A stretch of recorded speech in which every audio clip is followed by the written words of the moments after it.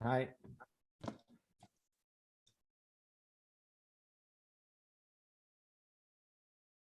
Right.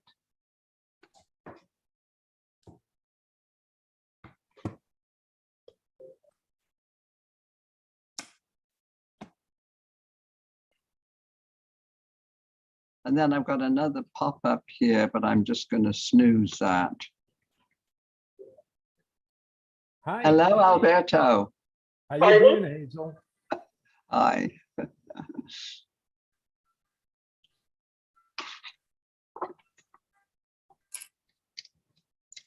Hello.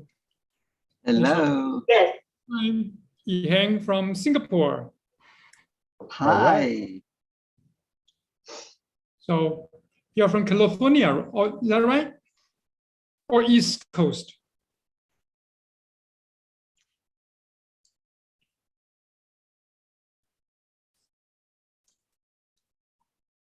And we are waiting for Vesna. She and I had a conversation and she agreed to be the main moderator for this because I want to talk about being an outsider from the educational process.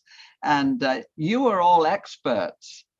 And I'm an outsider and I want to present from that perspective. So we agreed yesterday that Vesna was kind enough to agree to be the main moderator. So if we can wait for another couple of minutes, I'm sure she'll be joining us. And we need a few more million of outsiders like you, Hazel. Hello, Janani. Hello. So good to see you.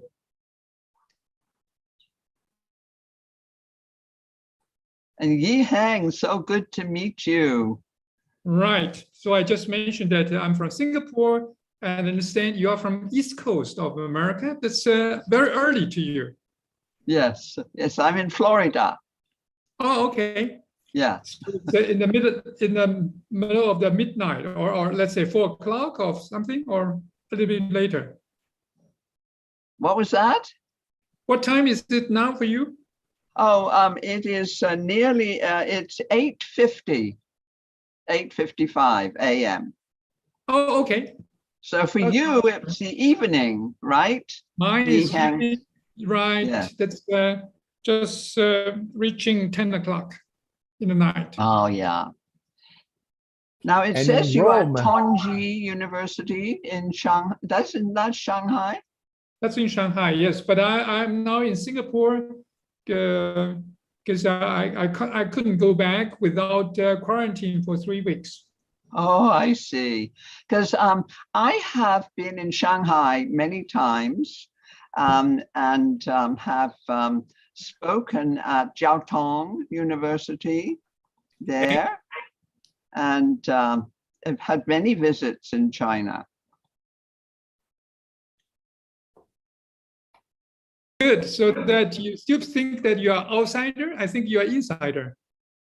No, not really, not really. I had to accredit myself, you know, because as a futurist, because I never went to college at all. And so Good. I learned everything I know experientially. That's why you are smart, not been damaged by academia. You know, and I was invited into China. It was in 1986 by the State Council, and I could not understand how they knew about me.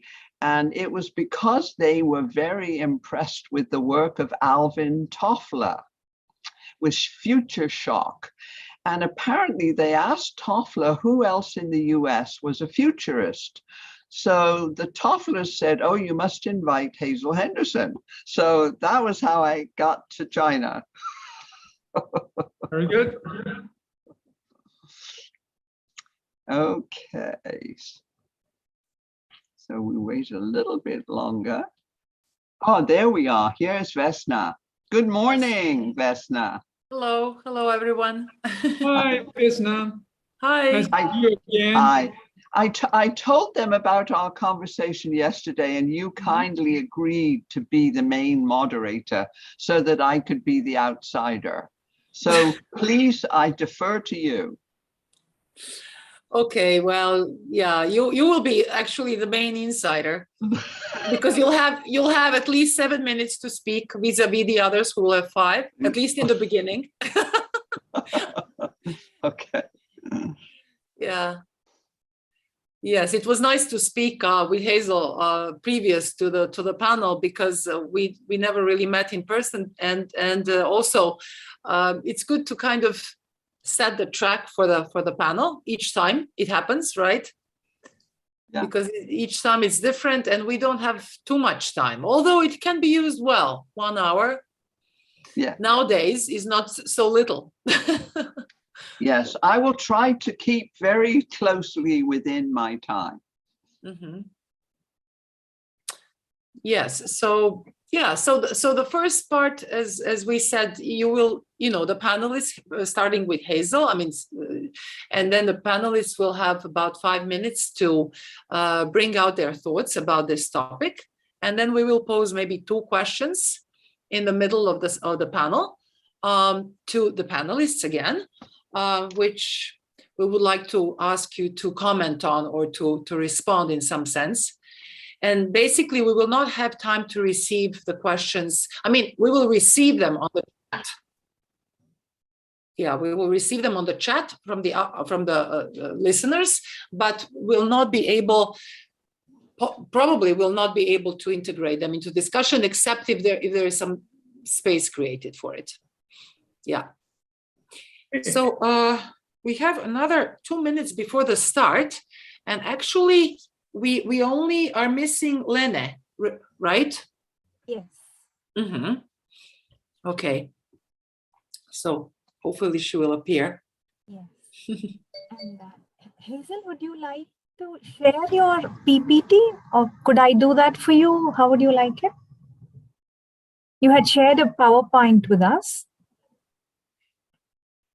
Were you talking to me, Janani? Oh yes, yes, Oh, Hazel. no, that was just for background information. Okay. I'm not going to present a PowerPoint until later today in the other panel. So no, I want to just I just want to talk very personally to kind of open up this very complex subject that we have today about ethics and values and all of those things, which are very much on everybody's mind, to do with integrating all of the wonderful knowledge we have acquired. Mm-hmm. Yes, I understood, because Hazel has another separate keynote later on, and I just asked for the PowerPoint to see what she will be talking about in that session. So it doesn't refer to this one. Mm-hmm. So do you think we can start now? Lily is just joined. Oh, us, so shall she we? will be here. Yes. In maybe half a minute, we'll be able to see. Yes. Oh, okay. I think Elena is joining us now. Yes. Uh-huh. Hello, Lene. Hello. Hello, Elena. Hi. Okay. You. Yes. Yes, you too. Okay, so we'll start now in order not to lose even 1 minute. Okay, so the two of us as co-moderators of this panel, Hazel Henderson and myself, would like to welcome everyone to this panel with this topic on values, ethics, and social impact in education. As you can see, I'm now talking to the audience as well. We have participants and panelists from around the world, which is very nice. We have Alberto Zucconi from Italy, Cheng Yiheng from China, Hazel from the US, Janani from India, and Lene from Denmark.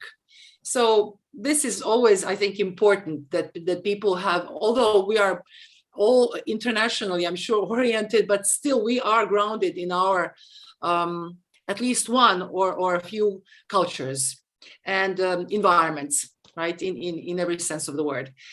Okay, so you have also seen that there is a short abstract to this panel, and basically I would just like to bring it up in short, just for those who have not read it, and also just to kind of remind ourselves what we will be talking about. So the Academy's founders were motivated by the realization that science and arts have an imperative responsibility to ensure that the creations of the human mind should promote the security, welfare, and well-being of humanity. This session will explore the importance of values, ethics, social impact, and social responsibility in higher education. It will also try to identify ways to more fully integrate the values of objective science and subjective elements of arts and human sciences into the content and pedagogy of all disciplines. So I would like to now invite Hazel to speak about her thoughts, experiences on this topic, and then also our four panelists. Later in the second part of the panel, we will proceed in a way that we will ask two questions, the two of us as moderators, maybe 2 or 3 questions that we think are important, and we will ask our panelists to respond or comment on them. So please, Hazel, would you proceed? Thank you, my co-moderator, Vesna. So again, as an outsider, I really have to say that I never went to college. And so I know very little about the inside workings of the educational institutions around the world, although I have tremendous respect for the success of the Cartesian reductionist development of knowledge, the basis of which we are resting right now. And where we are now at the point where we have to reintegrate all of those silos and separate departments. And that's really, I think, the issue, how we reform or at least bring these institutions together around the new threats, really, to humanity. And so now the issue is, how do we educate humanity, which is our best hope for survival? I mean, there's nothing left now but educating humanity and widening the perception of a large population all over the world of the main conditions of our survival. And it's really very simple. We're hearing it from our children all the time. And, you know, it's basically that we are one species. We know that from our DNA. We also have 2% of our DNA is from Neanderthals. So we have to remember that. And not only are we one species, but our survival also depends on all other species in the biosphere and protecting the biosphere. And the other condition of our survival is that we all live on a planet, the third from our mother star, the sun, and we rely every day on the free flow of photons from the sun, and which provides our food supply. The first technology on the planet, of course, was developed by plants, and that is photosynthesis.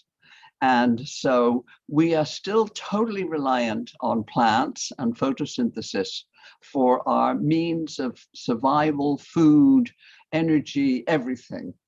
And so that's the meta story that we have to educate in now.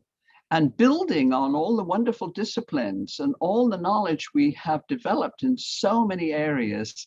But the main framework, I believe, has to be that story about how we survive.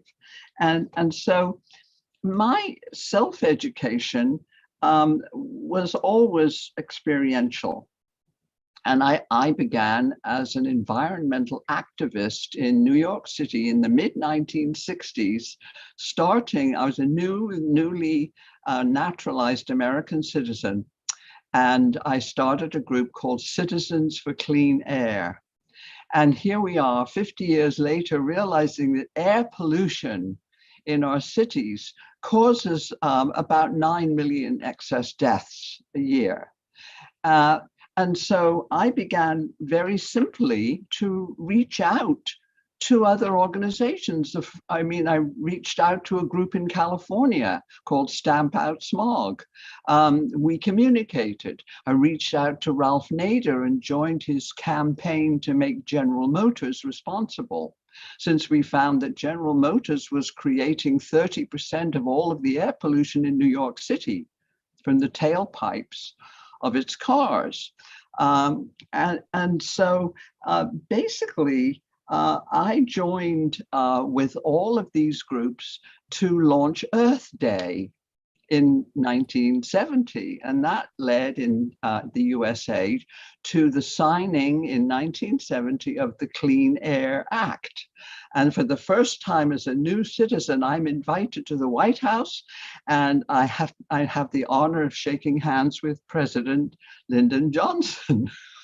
So this whole thing is very so experiential. And I suddenly found myself in 1975 as a cabinet level science policy advisor to the US Office of Technology Assessment, which was founded to anticipate the second order consequences of all of these profit-driven technologies, which were coming out willy-nilly and using all of these brilliant technological knowledge that we created, but purely for profitable purposes.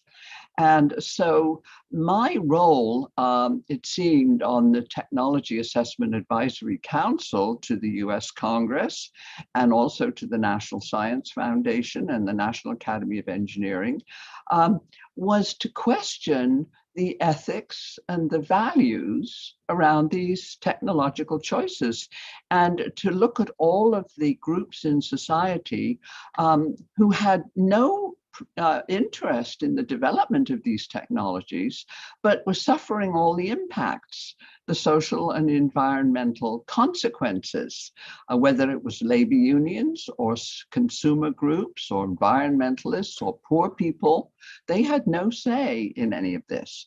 And so the Office of Technology Assessment became so good at integrating the scientific disciplines with all of the social and ethical disciplines. And we brought in anthropologists and sociologists, and they were all interdisciplinary teams looking at these various technologies. And they were all of the issues of the day were systemic. And we absolutely, of course, had to rise above the market and money.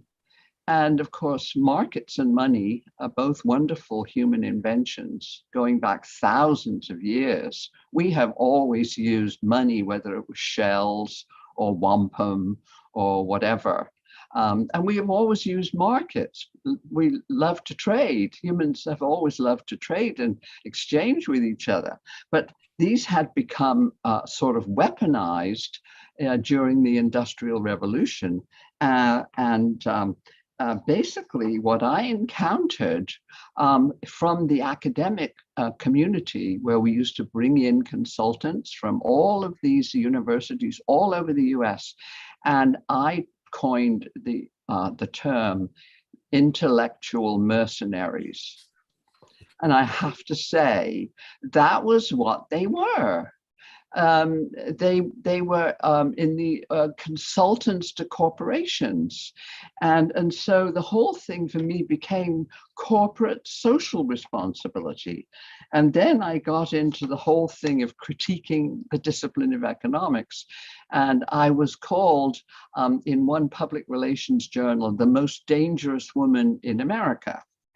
And I was sort of thrilled about that. And I kept critiquing economics, particularly the fact that it wasn't a science, it was a discipline. There's nothing wrong with a profession, but don't call yourself a science. And so I joined with Peter Nobel in Sweden, and he and I wrote, he was a descendant of Alfred Nobel, who understood very well that economics was not a science. And so we wrote articles together, you know, for Agence France Presse and Le Monde Diplomatique, talking about why do we allow this phony Nobel Prize, which actually is set up by the Central Bank of Sweden to try to legitimize economics as if it were a science. And we've been trying to uncover that fraud.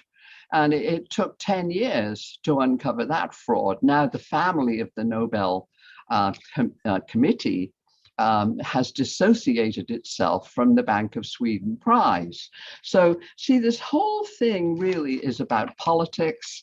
And so we have to deal now with the financialization, which is really causing most of the social and environmental destruction around the world, because the model is the price system. All of the metrics from GDP to all of the economic metrics, which are based on the price system, which are driving us all over the cliff. And so basically, we need a new model of globalization. And of course, that's why I'm very supportive of the UN and the SDGs. And the other last point I would make is that what we're seeing now is self-credentialization. And all over the world, the young people and the people at COP26 and all of the activists in the climate movement credentialize themselves. The way I did, I called myself a futurist because I was being attacked because people were saying I was a socialist. I don't know what that means. I'm a futurist, you know. So I wanted to just throw out those challenges to begin our conversation. Thank you. Mm-hmm. Great. Okay, great, Hazel. This is a very good introduction for our panel, and it's so inspiring to hear all that you went through and what you fought for, and also how long ago you started some things which came up as the crucial ones today. Yes. Okay, so now we will proceed with our other participants, the panelists. I will skip all the titles and everything because it would take too much time for everyone to be introduced. So please, Alberto, would you tell us something about this topic? Yes, and first of all, Vesna, allow me to give a heartfelt thanking Hazel for having been the most dangerous woman by just speaking the truth. We need so many more today and tomorrow. I'll use my 5 minutes underlining something I feel of the utmost importance if we're gonna deal effectively with the mounting challenge that humanity has to face. And it's the topic of this session, ethics. I think that ethics need to be one of the drivers, one of the cardinal points of the compass for surviving and prospering, facing effectively the present challenge. We need to, and that's where education comes in, is very eloquent in my mind that Hazel, you could do all the contribution never going to school. No, you went to school, but your university was life itself. I think we should learn from your example of accomplished woman and scholar. I think that, and I was present representing the World Academy of Art and Science and the World University Consortium in the 26th of September of 2014, where we launched the Poznan Declaration. I'm so sorry that Leonard Levy, Janani and me, we wanted to invite Leonard, that is one of our fellow, one of the main people in the Karolinska Institute, a main mover for the whole of university promotional social capital, health and development. In this declaration, that the first organization to endorse it were the World Academy and the World University Consortium, and then 5 minutes later, also the Compostela group, about 85 universities around the world of Spanish language. What do we say? We need that when we train the new citizen of tomorrow, when we train the new professional, that in every degree, ethics and value have a significant presence, because without that compass, we going blind, and the sad state of the world, the sad state how we use our knowledge, our science, is really dramatically underline that need.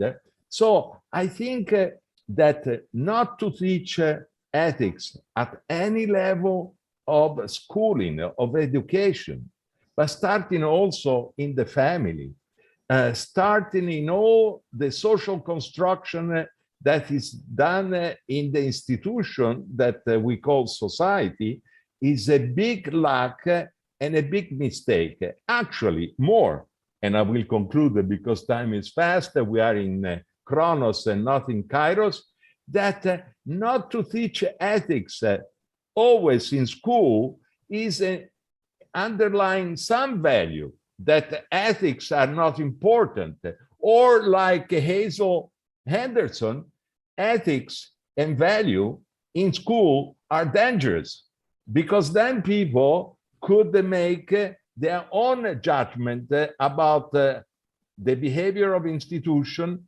first of all, of academia.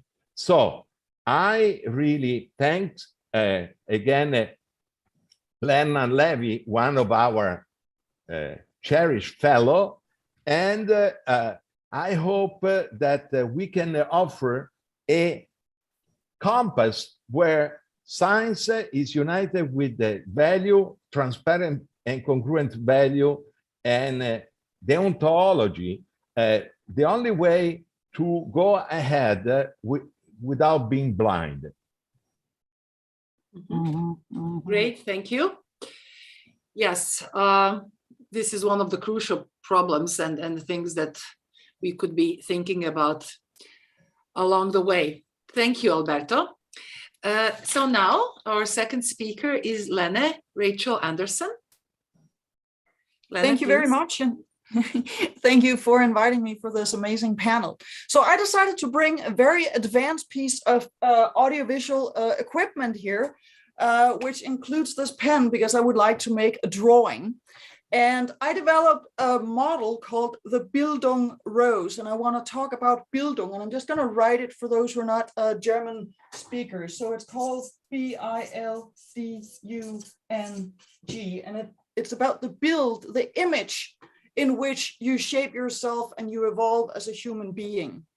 And the easiest way to describe Bildung is to say it's two kinds of knowledge: the easily transferable kind of knowledge, so that is what we usually learn in school, can be academic, language, math, and so forth, but it can also be how to bake a bread or fix a bicycle. And then there's the other kind of knowledge, which is the emotional development, the moral development, the deep connections into culture and social fabric. And Bildung is both of them.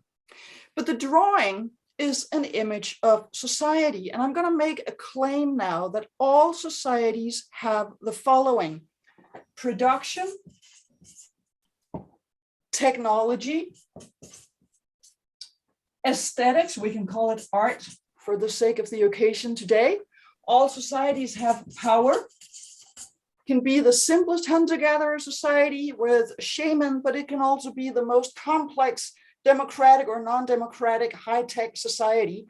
And all societies also have science, or at least facts about the world. In the modern world, we also have a process for it. That's why we call it science. But all societies have facts about the world that help them survive. And all societies have narrative. And that is the stories about what makes a good person. This is where our moral values are embedded. So this can be religion, it can be political ideology, it can also be history from a scientific point of view, because we always edit history, even if we're scientists who are trying to figure out what history was like. And then there is the final one here, which is ethics. And I call the model the Bildung Rose, because the way it is constructed, I'm just going to create a little bit of colorful here, is that there's the power in the center that should take care that everything else is balanced. And then we got, as society becomes more complex, each of these domains specialize and become more complex as well. And the challenge for education is that everybody gets all of this. This is the horizontal kind of knowledge that we all need. And the way that I constructed the model is that everything up here is what we can do here and now, what's possible here and now. What is down here, art, power, and science, that is where we ought to explore what things could be like. And down here, narrative and ethics, that is where we explore what the world ought to be like. And the difference that I have between narrative and moral values and ethics is that moral values are what teach us how to behave in familiar situations. Ethics teach us or can guide us in unfamiliar situations. And with the technological development that we have right now, we need to consult ethics, the principles behind our values and moral values, because we're facing new situations that we've never been in before.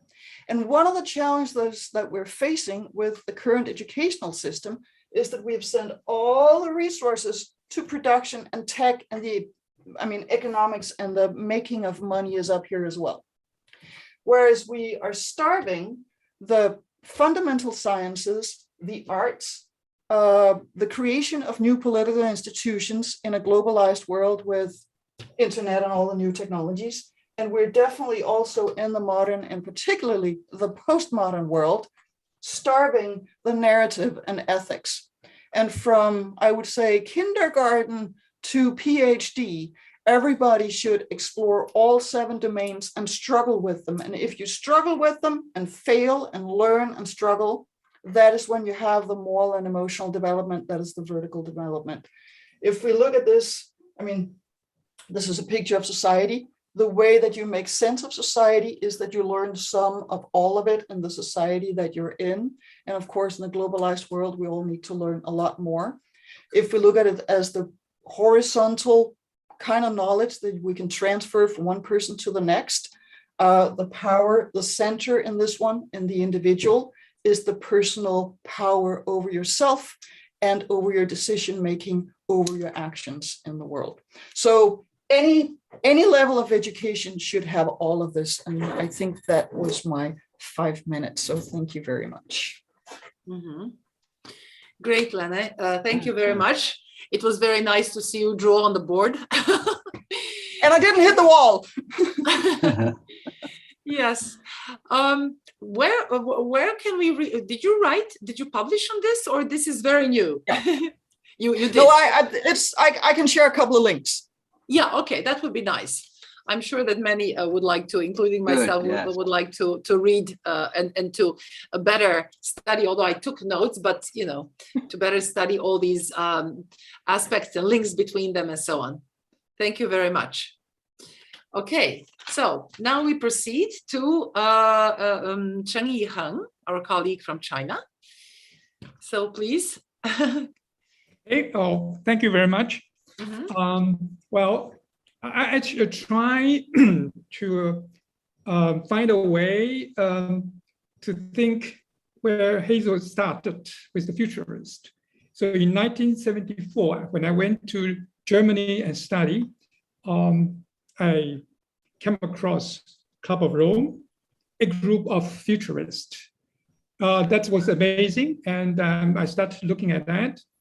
So when I became a member of Club of Rome, that was 2013, so almost 60. So I went out when I was 20. When I'm looking for Club of Rome, that was the age. And when I became a member, was 60. What I have got, the first book was Limit to Growth and used 5 factors. That's the resources, population, production, or industrial production, and food production, and the last one was pollution. So with that 5 questions, Club of the Limit to Growth shown us there was a pattern which were run like resources is limited, and all the others will have run through a peak, and it happened in 2050 was peak for population. All the rest will start earlier. So unfortunately, interesting enough is that everything was predicted 50 years ago, but we still run to that end 50 years later. So in 2012, another book came out from Club as a report. That was 2052. So 40 years later in 2012, and then another book. Well, the model, it was World Model 1.0 with this simulation or dynamic simulation. And in 2012, we got another dynamic model that was 3.0. So are we, I will ask myself and say that, are we repeating the same thing and predicting a world which is more precise, and we still run into that? So that is what was my question. Okay, in the last 50 years, what was positive was through the technological improvement, the resources became much more than we thought. Or the limit to growth has presented because of the technology advancement.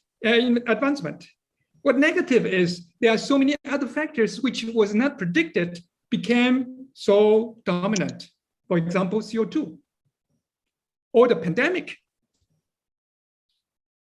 So shouldn't we ask a different way and look at the 5 factors, pollution, population, not looking at how many people we can still feed, like, well, 9 billion people, and or the resources what are left, which we can use, or the pollutions which are newly invented or newly considered, and whatever, and we reach to limit all the things.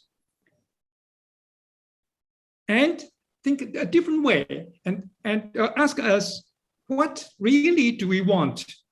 Looking at the question of population. Maybe what we want is the population will grow in a rational way and human beings will live happily and healthy. Well, there's a different way of asking questions. With that, then you have actually coming out certain things or certain factors which we don't have today, or we have been facing, or we are working on different ways. So you have to see the differences or the gap and trying to drag that through education. Maybe that's a better way. And then I look at the differences between Eastern and Western. Are there differences? So that I can find, it seems to me that the collective consciousness is much dominant. Look at what happened in the last World War, or even the dominating factors which happened in China, Cultural Revolution, or even now the pandemic. So it's not individual culture is presenting, or individual persons presenting, but the collective consciousness in the region, in the country, in the global. So that if I combine the Chinese culture and saying that already described 2000 years ago by Confucianism, saying that human beings have to learn from 30 to 70. And with that process, I think education should bring people, keep them open and stay changeable. That's the critic. Thank you. Mm-hmm. Thank you. Thank you very much. Okay, yes, these are quite complex questions. Thank you for bringing them out, and of course comparing East and West, there's a lot to say about that. So I hope maybe in our discussion later on these aspects will be mentioned. Okay, so we have another speaker, the fourth one, Janani Ramanathan. Would you please tell us what your thoughts? Thank you, Esma. This is a headline that appeared in the New York Times. Janani, you are quiet. Can you make it louder? Okay. Yeah, Is this like better? Okay, thank you. Okay. This is a headline that appeared in the New York Times. Superficial, sudden, unsifted, too fast for the truth. This could apply to WhatsApp or Twitter, but actually this is from 1858 about the telegraph. What stands out is how people have always been concerned about the risk that, superficial, unsifted information poses. The New York Times news item, it continues that there is no question that the telegraph will be of very great use, but how will its use add to the happiness of mankind? The founding of the World Academy itself was out of this concern, actually. And we do see today any scientific or social development is accompanied by a debate of its larger impact on society. When a vaccine is developed, there is a call to make it a common good.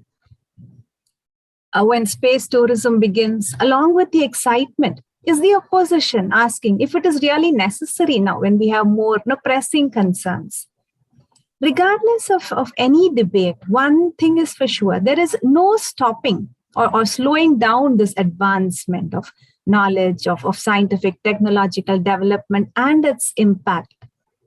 It's sometimes just hard to keep track of what is being released, what's being published, let alone, analyze it. So how do you control what is out there, be it information or product or service, which may be, backed by, very powerful vested interests? One way to control is I believe, from within. When we develop in each young person the discretion, the values, the ethics, and a consciousness of one's wider responsibilities, somewhat like Gandhi said, be the change you wish to see in the world. And I believe an education that makes ethics and values an integral part of learning can create this change. And we have some distilled what we call science of all that is subjective, what is quantifiable, replicable, and empirical has a status that the subjective dimension of life does not have in our education. But life is an integration of these two aspects of reality, the objective and the subjective. We have introduced a dichotomy, and we see its consequences in all the challenges that we face. Even in our efforts to tackle COVID, there is the science of the vaccine and methods of prevention, but we see the science is not enough. We need people's cooperation, their trust.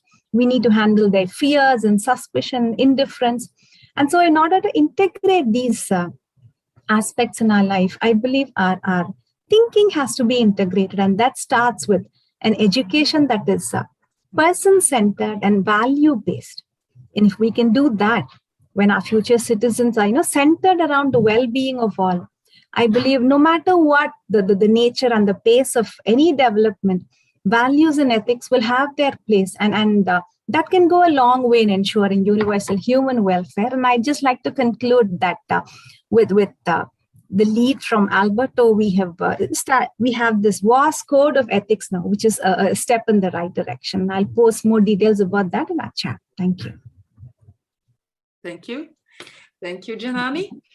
Yes, this is coming back to this, artificial actually split between objective and subjective, and then it continues in the split between arts and sciences, and then also human sciences and even social sciences, and not to speak about natural and technological ones. So yes, these are important topics. Now we will go on to the, let's say, second part of our session, and I would like Hazel to ask her question, her main question, and then afterwards I will ask mine. Thank you, Vesna. Well, a key question for me, particularly with this group, since I've raised it already, have any of you in your societies seen an institution, a government institution, such as the US Office of Technology Assessment? And the reason I ask that is that during its short lifetime from 1975 to 1996, when it was shut down by Republicans who were absolutely terrified of the reports that we were producing. So they killed the messenger. But in between, we found in 40 countries, they had copied the idea of having an anticipatory group in the public sector to look at the second order consequences likely from privately developed technologies for profit purposes. So anyone have ever heard of that in any of your countries? That's very interesting. See, I can say no. So they did slay the messenger very effectively. And luckily enough, all of these reports, like we did a report in 1981, which we have republished with the University of Florida Press. We found the University of Florida Press, our partner, has all of these studies electronically, and you can go in and get them free. If you want to download them or buy them as a book, they may be about $40, but you can read them on your Kindle. And so we republished one which I was particularly fond of, and I helped foster that. It was published in 1981. And it's called Assessment of Technologies for Local Development. And you can find it free download on our website at ethicalmarkets.com. And basically, I did a new introduction to it, pointing out that it started the small is beautiful revolution. And it could have been written yesterday. It was all about community-owned solar energy, wind farms, community assisted agriculture, community common housing, and local currencies, and farmers markets, and all the things that now are very chic and fashionable in the USA in 2021. And of course, being driven largely by the lockdown that we have all experienced due to COVID. This has meant a reconsideration of community.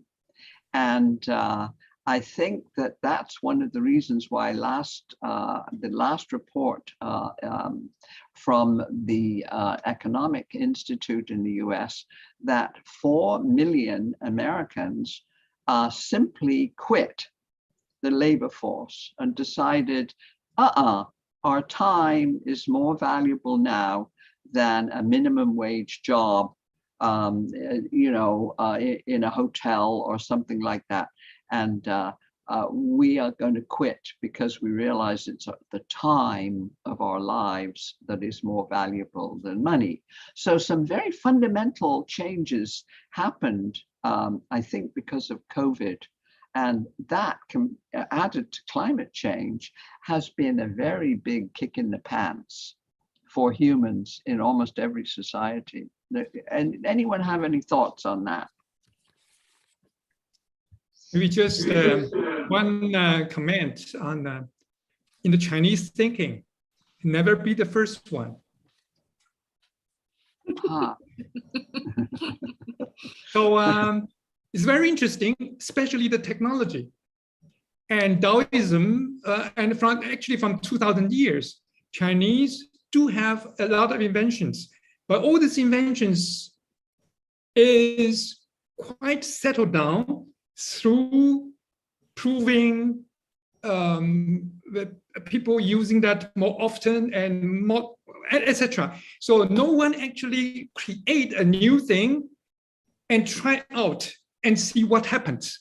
And this, and until today, I still see that as a disadvantage maybe in the world today, but on the other hand, they will never do the first one, especially nuclear, whatever, you name it, all the new technologies. 5G is a different way because it's a new move again. So the new China, where we are trying to become, because they were forced to do that. If you don't do that, you have no chance. Then you will be forced. Yeah, but in the last almost 2,000 or 3,000 or even 5,000 years, Chinese has that saying, don't be the first one. Interesting.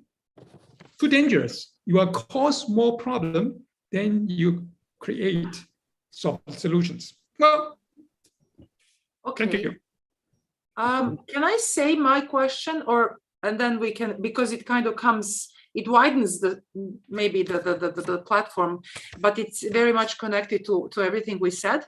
I would like you to comment, if you wish, on the following.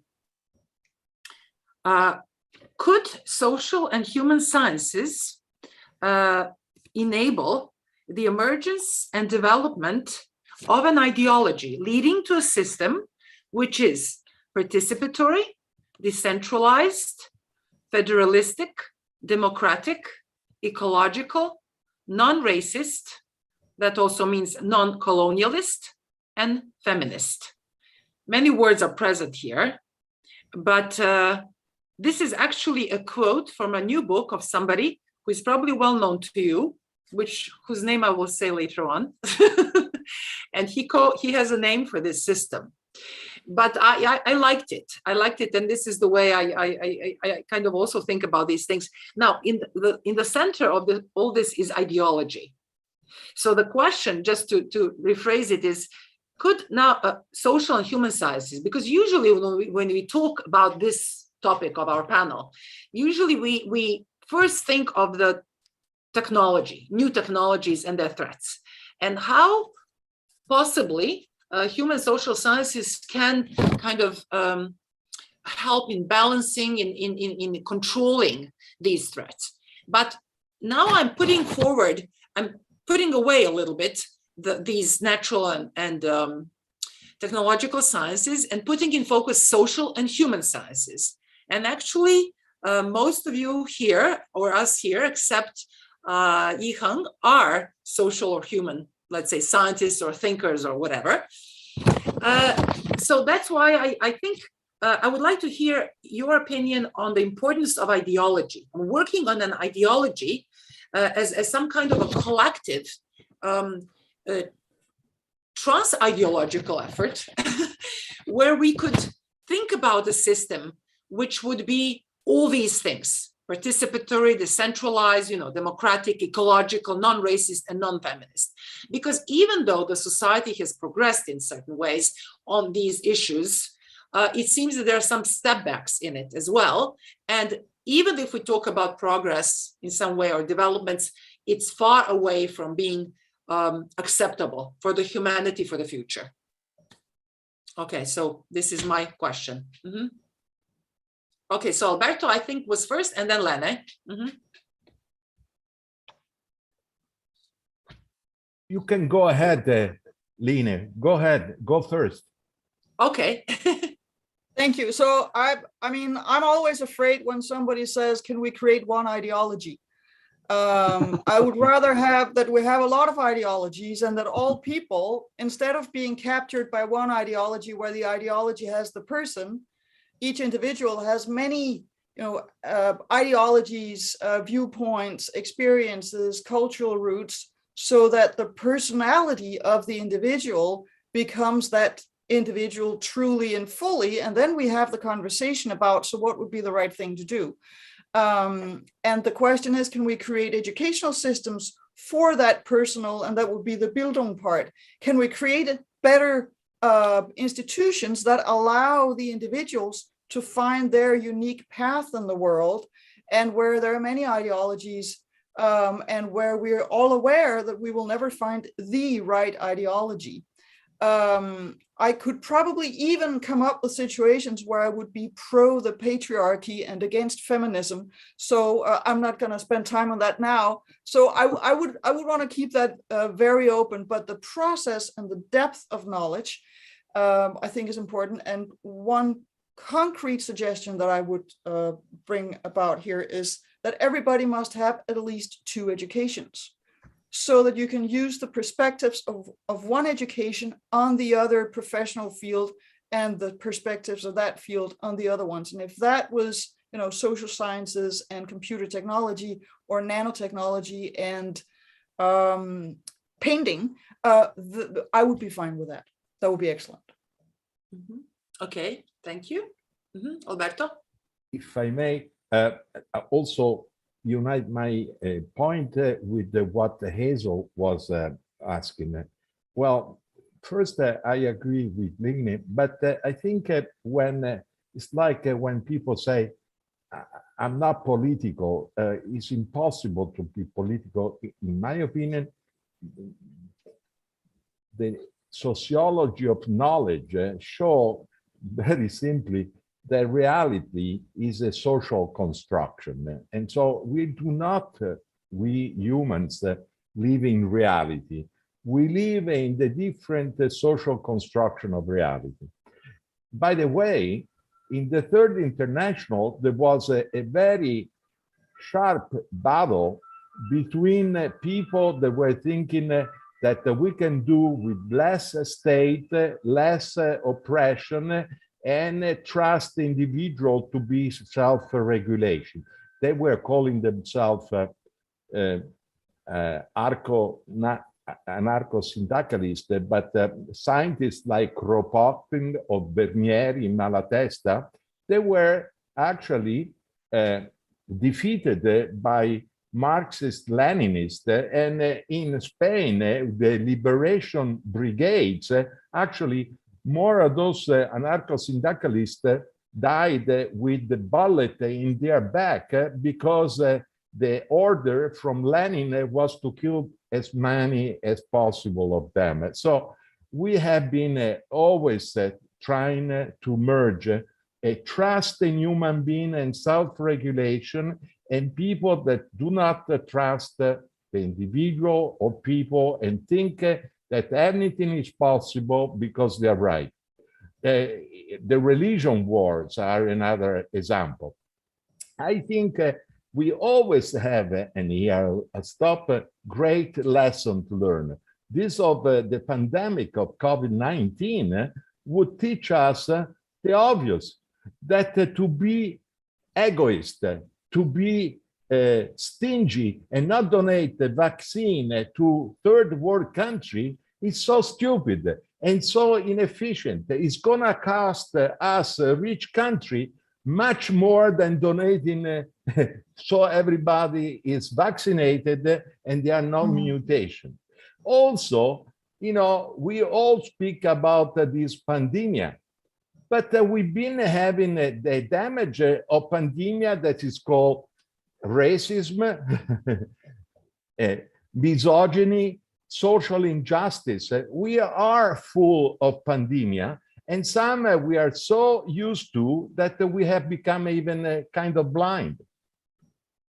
Mhm. Okay. Oh, good. I think it was Janani and then Hazel. Okay. Thank you. During the inaugural session yesterday, Dr. Irina Bokova mentioned that it is through knowledge of various cultures that we can be taught to, look upon diversity as something that adds strength to us rather than something that poses a threat. So I would just like to, go back to what Lenny just said about several ideologies.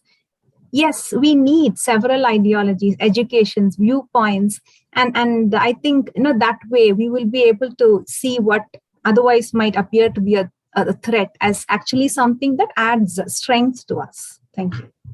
Mm-hmm. I'd just like to pick up from a comment in the chat box from Thomas Reuter in Australia. Mm-hmm. And he was talking about cooperation really as the only way forward. And I definitely agree with that. But I would like to talk about a well-accepted, not ideology, but a well-accepted set of principles that go back thousands of years. And that is the Golden Rule, which if you go to Wikipedia, there's about 50 pages on the Golden Rule. Been in every language for thousands of years, and every major ethical leader, whether it was Confucius or Jesus or Muhammad, the Buddha, all have accepted the idea of mutual interdependence. Do as you would be done by. That was the first system statement that most human beings on this planet agreed to. And I constantly refer back to the agreement that we all made those thousands and thousands of years ago about the Golden Rule, because it relates to the need now to value the traditional societies of mutual aid and cooperation and exchange that have always existed based on the Golden Rule, and voluntary caring for each other. And these societies all over the world are still larger than the GDP measured official market sectors, which they enfold. And if there's too much market, it destroys them. So we need to value our love economies. And I am trying to not only bring this forward, that they are the path to our future. And we've already agreed on that set of principles. And fast forward to the year 1215 in England with the Magna Carta, another great step forward, where we had the writ of habeas corpus, where the king didn't own your body. You owned your own body. Everybody agrees to that, except, of course, a lot of men don't agree that women own their own bodies in many cultures. But basically, that's simply, the biological fact. And then you fast forward to 1948 with the Eleanor Roosevelt's work on the UN Declaration of Human Rights. And then another advance in the year 2000, which was the 16 Principles of the Earth Charter on human social responsibilities. You cannot have rights without responsibilities. So look, we are maturing. We are a young species, and we are growing out of our adolescent stage, and we are maturing. And we will have to decide, the planet will decide whether we're a fit species to continue, or whether we will simply become part of the sixth extinction, which is going on right now. Mm-hmm. Thank you. Lene? I would like to add something about ownership, because I'm currently reading a new book called The Dawn of Everything by David Graeber and David Wengrow. And I learned something there, which is that in many indigenous cultures, ownership means the responsibility for stewardship. Whereas in Roman law, ownership means the right to destroy something. So these are two radically different concepts of ownership. And there's a spiritual aspect to the stewardship or custodianship over land, resources, relationships to other human beings and to culture. So I just find it interesting that we in the West have based our concept of ownership on actually the right to destroy things rather than improving them. Okay, thank you. Anyone else? Okay, we have, yes, yes, Yihan. Just one short sentence, because it's very difficult for me. Well, I have actually written a chapter for the Club of Rome 50 years anniversary, and I use a machine, which the time waver. Actually, I don't want us to be restricted to the words, to the terminology, even to the Eastern or Western values. I don't think it's correct. Basically, human beings are human beings. Interesting enough, even with that factors which I just spoken about the Club of Rome's 5, the population, and then we just say that what we wish for, and use that values, whatever, you just say that nationalism, the popularity or plurality or whatever, these things in there, and use Chinese as a sentence or use English as another sentence with the same meaning, which I think from myself, and I get actually interesting enough is whatever we have today will not fit in what we want in future. And this is what is, well, you study the history, but don't be dragged into the history. That's what I feel. So be open and changeable. Still, I think that's the education, that's the spirit of the education. I think the skills or science or whatever, yes, in the age of 70, basically you can learn any science. I mean, to me, it's not a problem, or any discipline. But are you still be open and changeable? That is a question. Okay. Well, this is a nice motto to finish off, but okay, Hazel wants to add something. And then just one point. I'm trying to restore the word love. And make people understand the actual power of love. And if you read Pitirim Sorokin's wonderful book, The Ways and Powers of Love, he was Lenin's Secretary of Culture, and he ended up as the chairman of the Department of Sociology at Harvard. That book has been republished from 1953, and I highly recommend it. The Ways and Powers of Love. And he has thousands of footnotes of examples of how love does conquer all. Seriously. Yeah. Okay, great. Thank you very much. This is a very nice way to round up our panel. Thank you for participating, and thank you for everyone else who was with us and writing their comments. They will be deposited. They will be kept by the WAS team, and hopefully accessible for everyone. So thank you once again, and we'll see each other along the way at this conference and other conferences. Thanks. Thank you. Thank you. Bye-bye. Wonderful. Bye.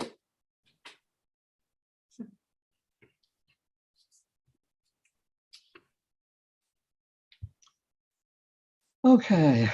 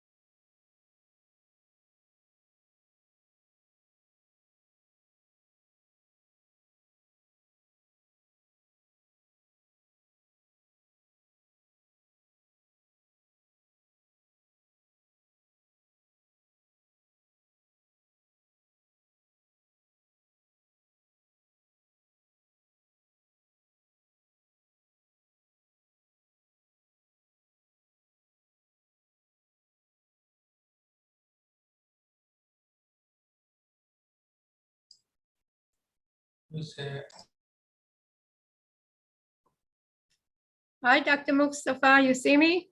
See you, Shoshana. How are you? How are you? That's the studio. What do you think? Just pull the Good thing. to see you. Good to see you.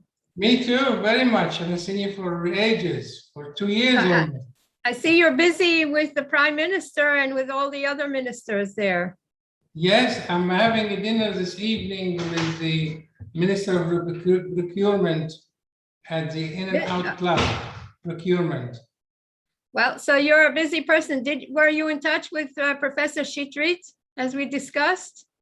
Now I'm going to contact him because I haven't, I get in touch with him. I said, hello, I'm going to talk to you. We always commenting each other in social media, commenting each other. So we're very close. Should I tell him first that you're going to call him, or should? Yeah, it'd be lovely. It would be even better. Yeah, but tell me when, because he doesn't always pick up the phone. So when do you want to speak to him? I can speak to him tomorrow. Because today. What time? Say, what time for him is the best? Because Well, I don't know. I have to figure out if he's traveling or not. Look, I'll speak to him and I'll I don't think he'll be send you a traveling now WhatsApp because. to find Yeah. out what is the best time for you to call him. Fantastic. That's lovely. Okay? Fantastic. All right, I'm going to check with the other speakers to see that they should log in. Who's the other speakers? We Um, are waiting well, for we two have more. Rabbi Abadi. Yes. He's going to speak about the Abraham Accords and the implications for global education. We have John Max Rakatamomji. He was the speaker, former speaker, minister and speaker of the Parliament of Madagascar. Yes. 1 second. Excuse me, Dr. Beckerman. Some of them have joined. We still are waiting for two more panelists. As and when they join, we will make them panelists. Yes, I'm trying to call them and see what's going on with them. Okay, No thank you. problem. It's fine.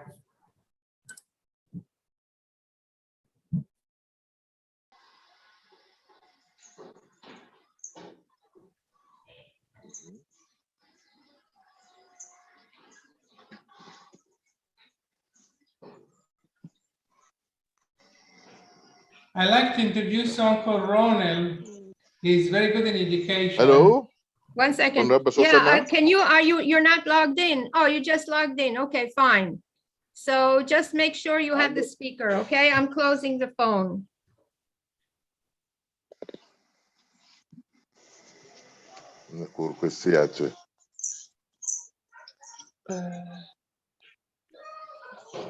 Hello, Shoshana? Yes. Hi, I'm just trying to get the last speaker. Just make sure you have the audio and everything. Here, the last speaker is coming in as well. Hello, Oh, hi, how are Richard. you? Jean. Hi, Hello? How are you? Hi, Richard. fine, thanks. You remember me? We Uh, met in New York many For times. sure. Are you keeping well?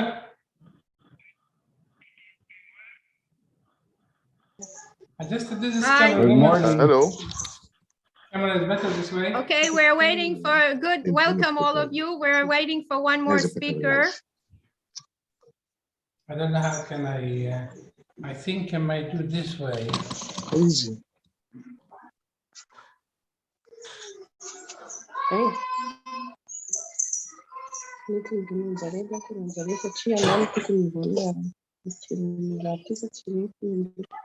Hello, Madagascar. He's just adjusting itself on here. Okay, hi. So we're all here. I will just ask the administration if we are able to begin. Yes, please. You may begin, Dr. Beckerman. Okay, we'll wait 1 more minute for Dr. Ali Abadi. Okay. He tuned like out. it. He was in and then he tuned out for a minute. Okay. Hello.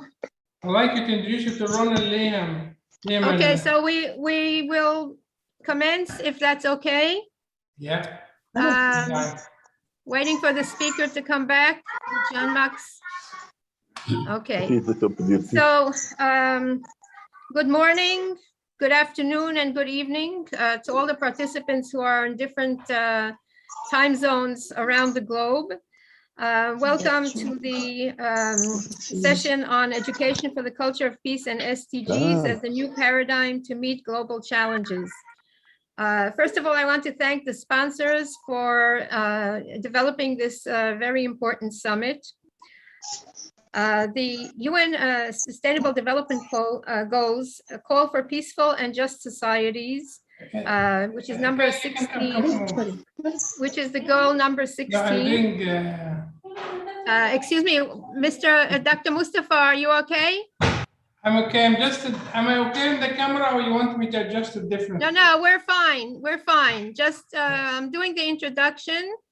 And if you can hear me, I'll continue.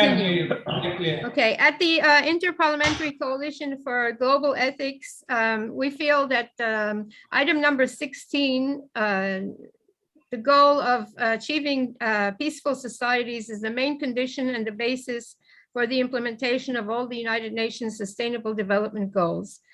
Unfortunately, the means to achieve that goal is up to each UN member on its own.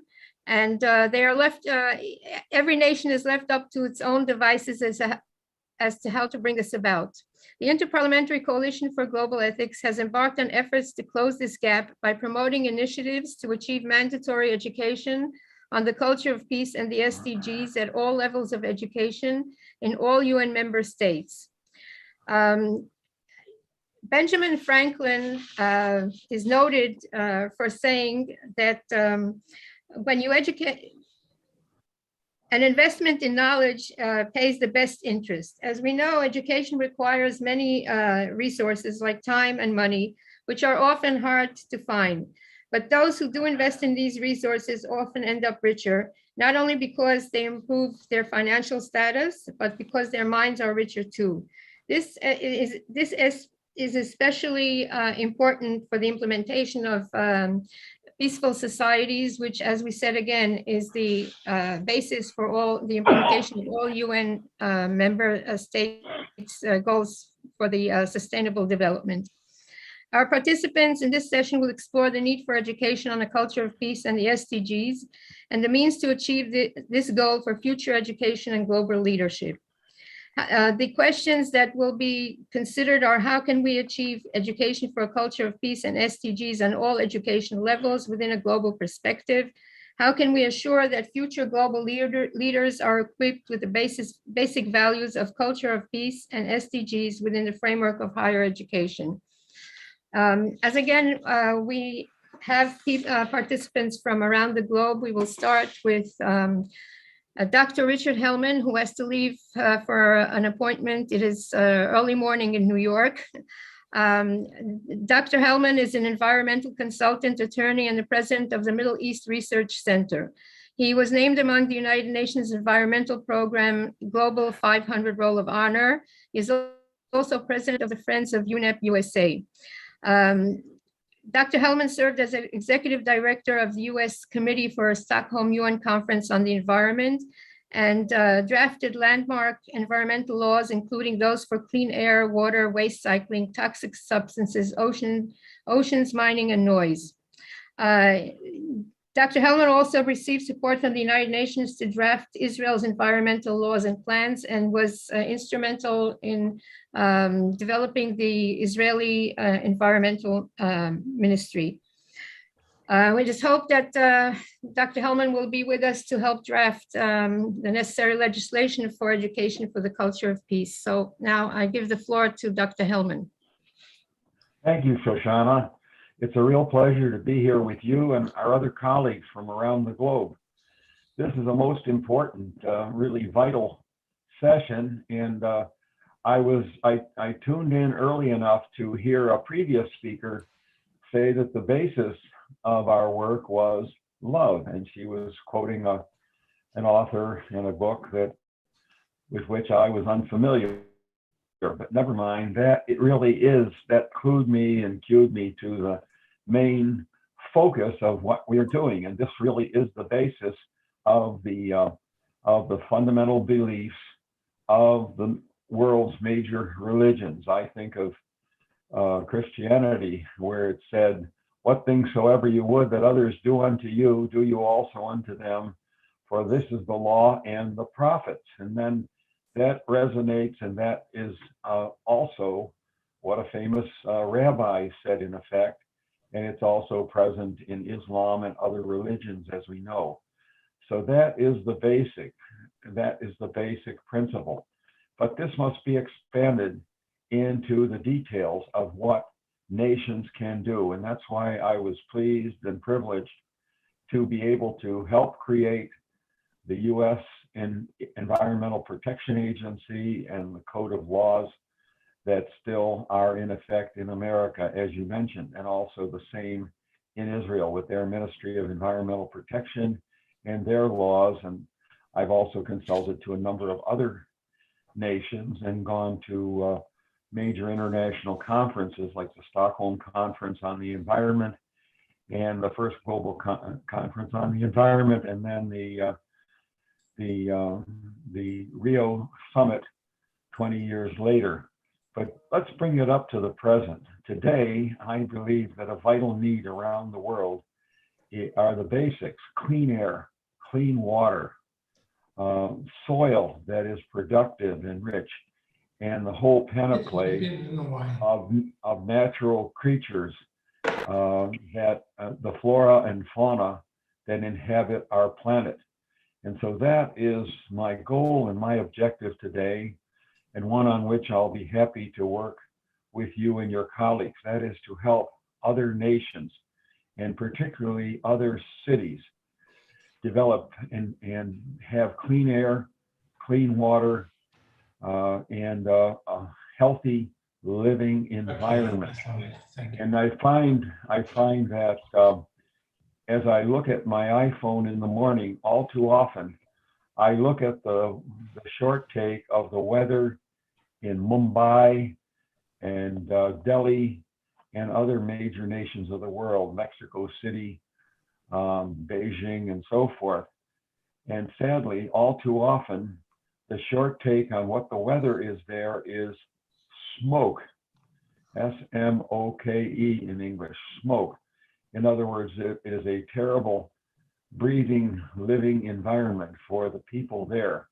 Today, we are all impressed with the danger of COVID in the COVID pandemic time, but more people, I dare say, are killed or have their lives shortened or their quality of life greatly restricted, particularly the old, the young, and those who are impaired by respiratory and other diseases. So we find that this is really a terrible plague of environmental pollution, and we must consult with and coordinate with the public officials and the corporate entities of these cities and these provinces, these states, and these nations to help them deliver clean air, clean water, and in general, a healthy living environment for their people.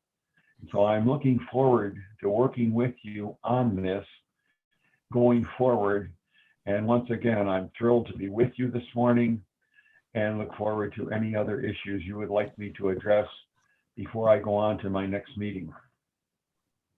Okay, just we would like to hear from you how we can translate your efforts on environmental law into legislation for education on culture of peace and environmental protection. As this was the, again, I think that in order to achieve what you're looking for, we need to educate the youth and the public in general on this issue. So thank you very much, Dr. Hellman. I see you're going to have to leave for your appointment. Our next speaker will be His Excellency John Max Rakotomonji, who is a former mayor, minister, and Speaker of the Parliament of Madagascar. who will give us a presentation on the need and the means to educate the future generations on the issue of the culture of peace, as we said, which is the foundation for environmental law and sustainable development, and the SDGs. So thank you, and I give the floor to His Excellency, the speaker. We don't hear you. Hello, we don't hear you. Yeah, now Hello. it's okay. Yes. Okay. Thank you very much, Honorable Shoshana. It's a great pleasure for me to be with you today to deliver this message. Honorable Alberto Zucconi, Chairman of the Board, WAAS Secretary General of the World University Consortium, Honorable Shoshana Beckerman, Founder and Director, IPCGE, this dear panel participants and people who follow us online, distinguished guests, ladies and gentlemen. It is in a particularly difficult context that I have the honor of sharing these words with you. Our world is facing a deep crisis, and we could not discuss about education, sustainable development goals, and culture of peace without considering our current context. Indeed, the COVID-19 pandemic we are all experiencing has affected our daily lives and has clearly aggravated social, economic, and gender inequalities. It has had a disproportionate impact on certain segments of the populations, particularly women, migrants, and displaced persons, marginalized and vulnerable groups. In addition, the pandemic has undermined trust in institutions and increased the risk of violence. In countries affected by armed conflict or where the risk of an outbreak of violence is high, the COVID-19 crisis or the response to it may have exacerbated tensions, discrimination, and perceptions of injustice regarding access to health services, decent jobs, and livelihoods. This is not just a health crisis or an economic crisis. COVID-19 has also caused the worst crisis in education and learning in a century. The pandemic is disrupting the lives of children and youth.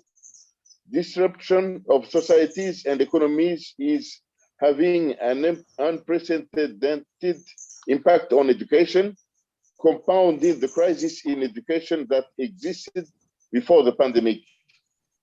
The pandemic has exacerbated the learning crisis and its impact on the human capital of an entire generation of students is likely to continue. By April 2020, 94% of the world's students, or 1.6 billion children, were out of school as a result of school closures.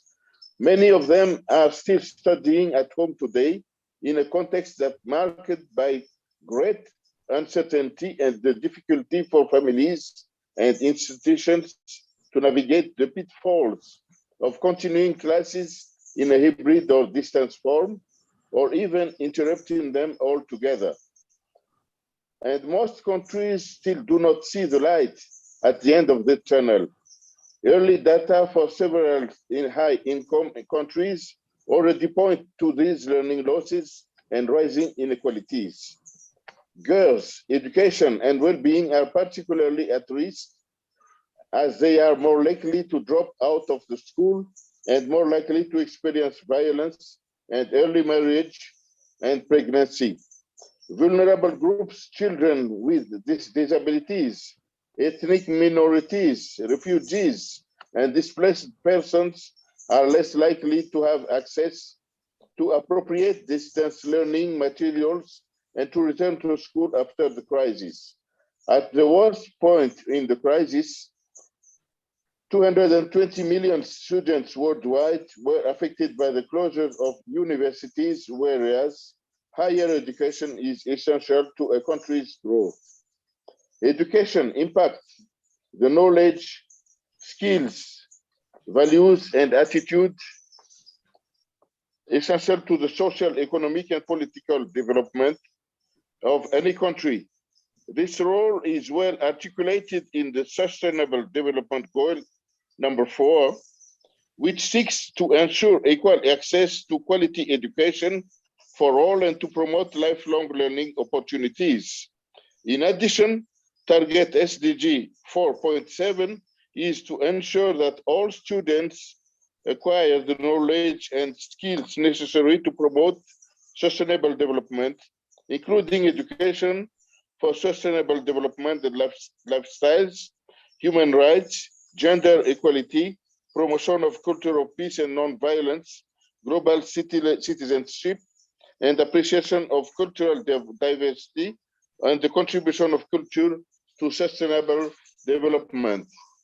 Education as the main process underpinning a culture of peace includes formal, informal, and non-formal learning, not only in school, but also in the family, through the media, and in the other social institutions, not as an isolated process, but as an integral part of a global experience of learning by doing. Moreover, the culture of peace could play a major role in bringing back inclusivity in our pandemic response and SDGs implementation. Now, it's time to talk about actions and collaborations.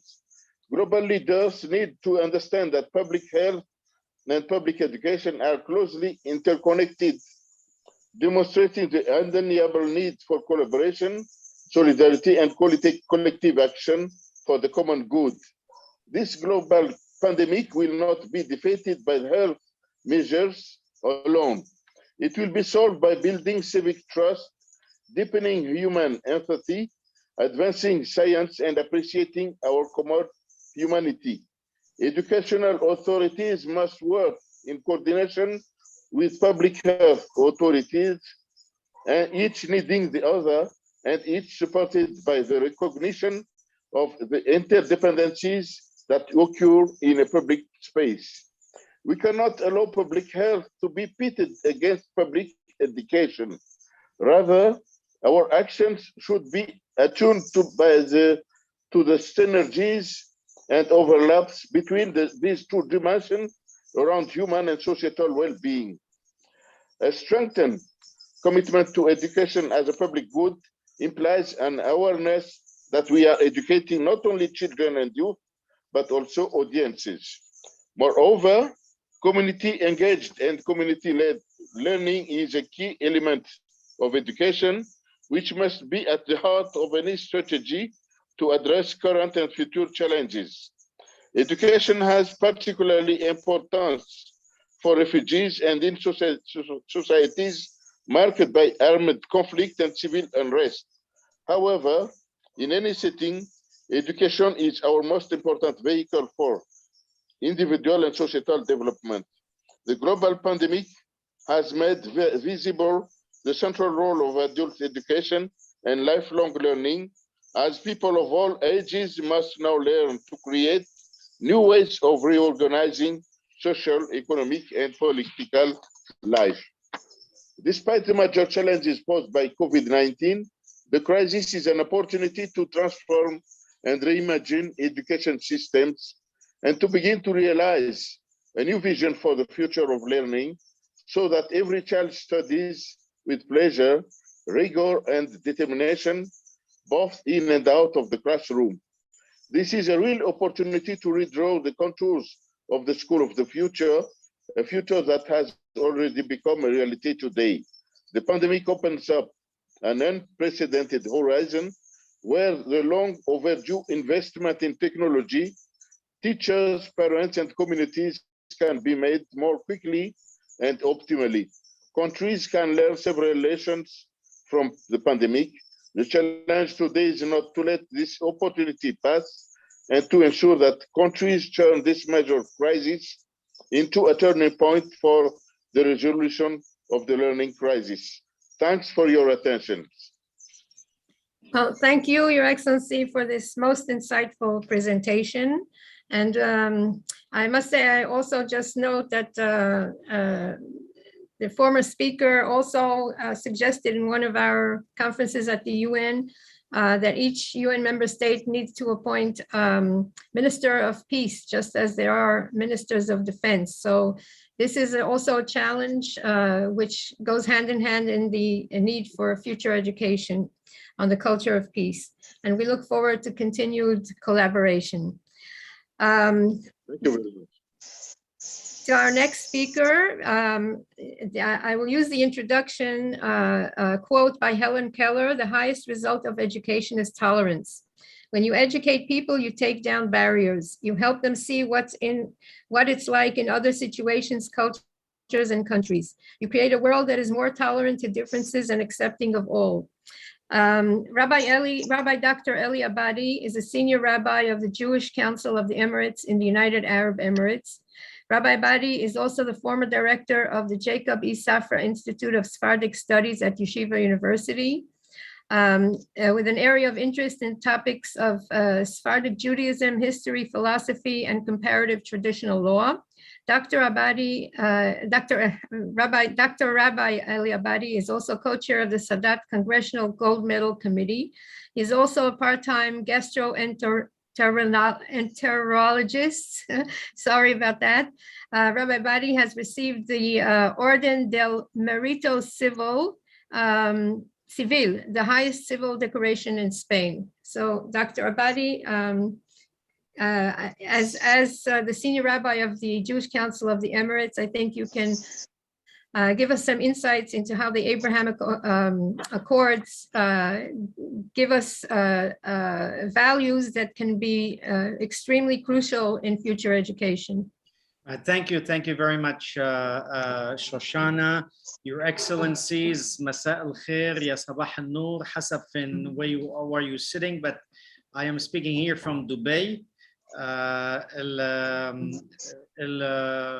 UAE, United Arab Emirates, Emirat Al-Arabiya Al-Muttahida. From a religious point of view, I will discuss, of course, what the Abraham Accords, but before, let me just give a sort of an introduction on the topic of tolerance, of respect, mutual respect of mutual religions. So the great Mahatma Gandhi once noted, if we are to respect others' religions as we would have them respect our own, a friendly study of the world's religions is a sacred duty, which means we need to know each other's religion. We are gathered here today in this Zoom session as political leaders, religious leaders, to find diplomatic leaders, to find a path toward a peaceful coexistence by connecting souls of all co-religionists and all people, especially the world's three Abrahamic religions, Judaism, Christianity, and Islam. As Edmund Burke said, religion is essentially the art and theory of remaking of man. And therefore, we as religious leaders ought to embark in remaking mankind to cherish, protect, and foment tolerance and peaceful coexistence. As the United Nations Manifesto on the Culture of Peace stated very clearly, quote, we must learn to use one another's religious belief as ways to connect, not as reason for conflict. For 800 years, Judaism, Christianity, and Islam were inextricably intertwined in medieval Spain. Each had a common ancestry, similar values, and holy scriptures. As Genesis 42, verse 13 states, we are all brothers, children of one father. Now, living together side by side in Spain, very often in close quarters, the people of these religions flourished. They naturally found a way of understanding and respecting each other's culture, bringing forth an enlightened culture.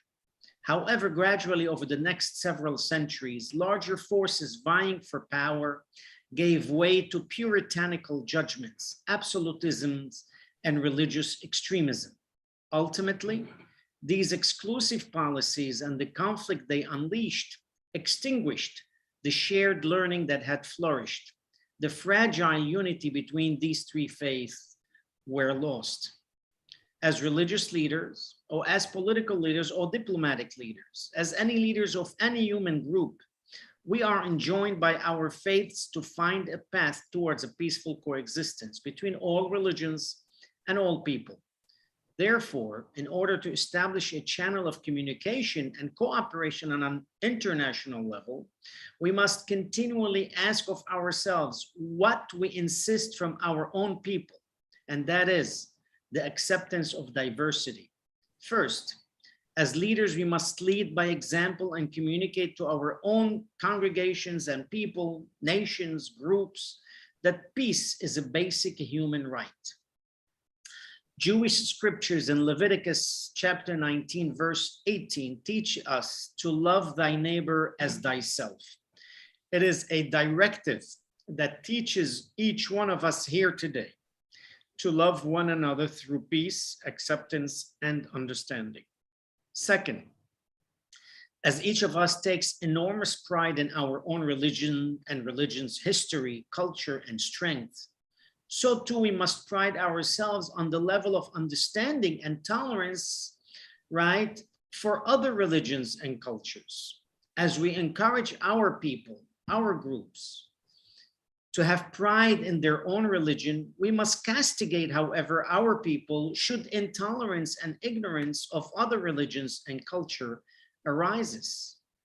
Third, it is our responsibility to guide our congregations and our people towards looking for the inestimable value of peace, and not in the supposed importance of religious conflict. Yes, the world is made up of different races, colors, ethnicities, religions, political ideology. However, the seeds of peace begin to grow when people of all faiths and backgrounds are encouraged to communicate, tolerate, accept, and ultimately trust one another. Today, ordinary people from all three faiths share a deep desire for peace and justice. I see it every day here in this country that I'm living. They all aspire to seek to encourage a model friendship and respect for each other. If you have seen many of the articles that are coming out of the United Arab Emirates with the collaboration and embrace of each other, of Jews, Muslims, and Christians all together. Just one article just came out actually today in the Times of Israel of how we celebrated Hanukkah all together. Now, we as religious leaders of our respective faiths or political leaders of our respective city, country, do also share a deep desire for peace and justice. I am sure about that. We will work towards it, and we pledge our time, efforts, and wherewithal to the implementation of the culture of peace between people, of peaceful coexistence between nations and religions. So our aim should be threefold. One, to stand together should any of our communities suffer harassment or attack. Two, to respond together to events, local or global, which have an impact on the relationships between the Jewish, Christian, and Muslim people. Unfortunately, we have seen it. When an event is happening in a faraway country between two religions or two nations, immediately the entire world rises to fight amongst each other. They could be thousands of miles away. Instead of working towards trying to resolve that conflict that might be 3,000 miles away, what happened is that the youth and the people start fighting each other even as far as 10,000 miles away because there is a conflict so far away and somewhere else. We need to get together and try to resolve that. Three, to overcome some of the misrepresentations, demonization, stereotyping, prejudice, and lack of awareness in the world through an ongoing educational process that teaches peace and respect for each religion with a goal of a peaceful and respectful coexistence. Education, education, education. It is the only, if not the only way, most important way to change the course and the future of this world of wars, hatred, demonization. If we continue to support textbooks for children, 6 years old, 7 years old, 10 years old, 12 years old, textbooks that are full of hatred towards another nation or towards another religion or towards another ethnicity, we are giving hand to evil. We cannot allow textbooks, and many of those, unfortunately, I'm going to be blunt and straightforward, are supported by the United Nations itself. Textbooks that demonize other people, demonize other nations, demonize other races, demonize other religions. And those children grow up to be hateful of those people. These textbooks incite violence. If we want to change the world, we ought to eradicate those textbooks and change them with textbooks that show love, harmony, coexistence, tolerance, and embrace of each other's religion, culture, and tradition. That is the way, because otherwise we cannot change that generation for another 25 years, and we would have missed that great opportunity. It is time to take the initiative without waiting for more ignorance, hatred, and war to occur. It's time to actively bring peace where there is conflict. It is time to seek the good out of evil, hope out of despair, and love out of hatred. It is time to allow our love of God and respect for his covenant to protect and multiply the children of Abraham, to materialize into a worldwide covenant of peace and protection for all of humanity. It is only through that that we can connect souls and connect people. Given the many examples in history, as well as some conflicts which are so recent that they continue to take place as we speak, here in the region in which I'm living, few countries away, they demonstrate the need for religious leaders to speak out and preach against religious intolerance and superiority. And also it's incumbent upon political leaders and diplomatic leaders and educational leaders and social leaders to speak against intolerance and superiority. The core of these conflicts stem from the idea that one's religion is the superior one, giving a person or group of people the religious duty to impose their religion on others or suffer the penalty of death. And we have seen it, and we continue to see it, as I said, not too far from here. Terminology such as infidels and heretics ought to be eliminated from our vocabulary. Using these words allow the zealots to attack, persecute, force conversions, and even kill anyone who has been branded as such. And we have seen it. As leaders, we ought to condemn the use of this terminology. Equally as important, we need to preach that religion and religious values can and should be transmitted through love, acceptance, and tolerance. Religion can only be appreciated if transmitted peacefully and with the consent and wholehearted acceptance of the individual. We as leaders have the responsibility to highlight the beauty of religion while teaching our own people how religion can bring harmony, peace, and understanding. On 5 occasions, the Bible, 1 in Leviticus, 3 in Ezekiel, and 1 in Nehemias, each state that the religious statutes given by the Almighty are so man, and I quote, so mankind can live through them.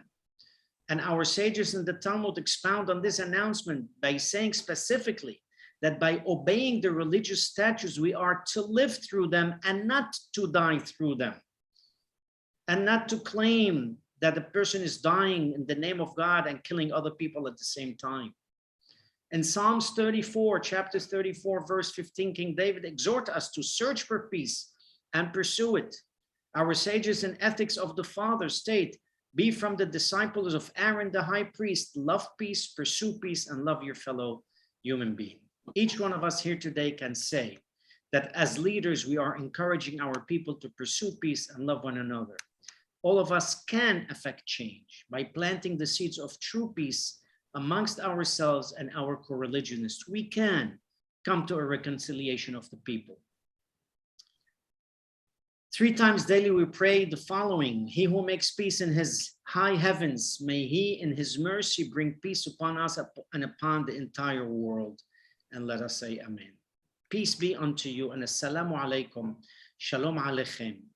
And here, living in the United Arab Emirates, specifically Dubai, after the Abraham Accord, I see on a daily basis the beautiful coexistence, peaceful, harmonious living amongst all the people and all religions. The nationalities that live in the United Arab Emirates are over 202 nations.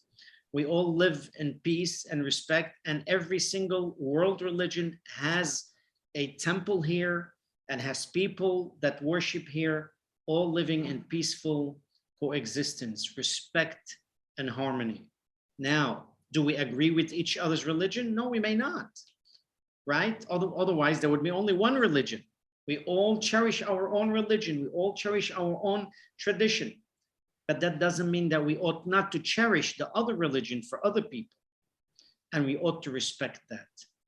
And this Abraham Accord have become a model that have spread, as you know very well, to Bahrain, to Morocco, to the Sudan, and to Serbia and Croatia already. And so many of the countries are seeing the benefit of the Abraham Accords, the unity, the togetherness, the embrace, and yes, the business, and yes, the well-being of the nations and of the people of all these countries as they cooperate together. It is for that that the Quran says that God made nations and people so they get to know each other and not fight each other. And the only way we can get to know each other, and with that I conclude, is by accepting each other, by respecting each other, by cherishing each other's different traditions and respecting them, while at the same time being proud of our religion and tradition. Let us hope that God will bless us with this enlightenment as we just celebrated the holiday of Hanukkah, the holiday of light, where we bring light to the world, that God should enlighten our paths to live in peace, harmony, and coexistence. Thank you very much. Well, thank you, Rabbi Dr. Abadi, for this most eloquent presentation. You really hit on the core issue, and we definitely look forward to continue to work together to put all of these values into the model content of the educational curriculum that we need for the culture of peace and the SDGs. I think you will find a good partner in Dr. Wafik Mustafa, our next speaker. Dr. Mustafa is a London-based doctor and a British politician and political commentator on several Middle East and international TV channels. He's often called on to comment on issues in the news and BBC. He is the author of Egypt, the Elusive Arab Spring, Egypt, a Nation in Crisis, published in London, as well as the founder and chairman of the British Arab Network, and is often seen at events with the Prime Minister of the UK and other major officials. So now I give the floor to Dr. Mustafa. We don't hear you. You have to open your audio. We don't hear you. Dr. Mustafa? Is it better now? Okay, now, yes. You can hear me. Thank you very much. It's so much a pleasure to see you, Shoshana, and your effort to us to meet for this gathering, which we always have worked for many, many years and known you. Culture of peace, of course, is a very important aspect of human life because the world cannot get on together without culture of peace. It's only going to turbulence, wars, civil wars, dictatorship, people in prison unneededly, killings, people will die unneededly, as it happened in COVID-19. I think it's very important to develop culture of peace through all levels of governance and drive it in the best possible way in a local level or international level. Local level is important to see stability in countries like Middle East particularly, because Africa is reasonably stable now. East Europe is reasonably stable apart from a few hitches, but Middle East is still in trouble. But stability produces peace, like Abraham Accord, for example, because the Gulf countries are reasonably stable and rich and doesn't have a lot of problems, and was able to hold warm peace with Israel. Egypt had peace for 40 odd years, but still, unfortunately, I think it's still called peace, and still having some struggle to create a really proper relationship, despite being neighbors in borders. There's not a relationship I would like to see, because the distance between Alexandria and Tel Aviv is not that long. There used to be trains between these cities, connecting these cities in the early part of last century. So in the 21st century Spain, it's quite possible to do again and to do it in a better way. I once say that to add a little bit more, because I could see my colleagues have covered many corners of the culture of peace, is to say that peace requires stability, requires democracy, requires rule of law, requires institutions, and because if you have a democracy, you have a better education, have better education, have better tolerance, and you have better understanding of the world and the needs for good health, good education, and good welfare system, good communication between people, and good travel between countries. So I think education is very important to step. And as my own background, as you know, from Egypt and Middle East, I think history needs to be rewritten properly and revised, because history books and curriculum still geared, as my colleague said, the word infidels, for example. It needs to be banned. There need to be laws against it. It needs to be criminalized to use this word, because the word infidels is a form of severe discrimination, and it should be banned officially by United Nations. And this can only happen by pressure and persuasion from the great power like the United States, Europe, and some extent United Nations. I want to say that important to see expansion of peace and connectivity between particularly the Arab region or Middle East region, because we could see now few countries in the Middle East, probably Saudi Arabia, and probably Sudan. Egypt needs to improve its stance a bit more than just peace on paper. I think North Africa, like Morocco, Algeria, Tunisia, should join, and Iraq, and Lebanon, probably Syria, will stabilize. So I think it's important. The hate culture needs to end. The hate culture comes from dictatorship, comes from instability, comes from internal turbulence. It becomes as a substitute to rule of law. So I think it's important to have culture of peace and internal stability, internal peace between people. Because when you get a country which is divided, civil war, how can you have peace with other people if you can't have peace with yourself? So I think it's very important to look at it that way. I really can't add any more except to say, to thank you, Shoshana, thank everybody. And I enjoyed the talk. And I think one thing as well, might be a bit issue, but being a Muslim myself, I can talk about, we need Islamic reformation. I say it clearly, that's very important, because we talked about infidels, it's a religious term. We need some form of reformation to be able to be in world footing of understanding peace and harmonization with the rest of the world. And you need leader elected, not people just come from the top by parachute or by military coup, whatever it is. So I think we got a way to go, but we must pursue and must persuade the United States, particularly, and Europe to lead the way. And thank you very, very much.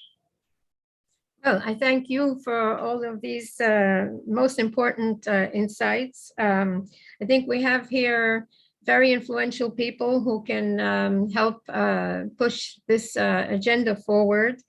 Senator Antonio Gutierrez, who is the chairman of the Foreign Affairs Committee in the Spanish Senate and chairman of the Spanish delegation to the Council of Europe, was unable to participate as he is in a meeting at the Council of Europe, which was supposed to end at 4:30 Paris time, and then the voting was extended and they will be finished after 5 p.m. Senator Gutierrez was instrumental to achieve a written document from the Council of Europe in 2019, just before the outbreak of COVID, supporting the IPCGE initiative for mandatory education for the culture of peace. We are now in the process of establishing parliamentary caucuses for the culture of peace, promoting the education for the culture of peace and SDGs. The first caucus has been confirmed in the Israeli Knesset. We are working to reestablish the caucus in the Congress. And hopefully we will have enough, well, again, since the Council of Europe is made up of 48 nations, we hope that Speaker Raka Tamamonji will help us with the African Union and the African Parliament to get this in all the African nations. And of course, in the Middle East, we have the Abrahamic Accords, and hopefully this will be expanded. You spoke again about the hate culture. This is one of the core issues that needs to be instilled in the educational system to do away with the hate culture, as you all mentioned. Again, without education for the culture of peace, the SDGs will not succeed. You can't have environmental protection when there are hostilities. We even see the hate culture in countries which are peaceful countries like the United States, where the country is divided and pitched against each other, so that this task becomes more and more crucial with each new day. I know that another one of our speakers from UNESCO was supposed to participate, but is traveling and has no Zoom access.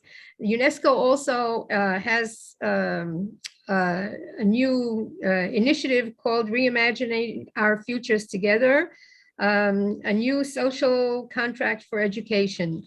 The report that they're working on will be available, I think, in the beginning of 2022.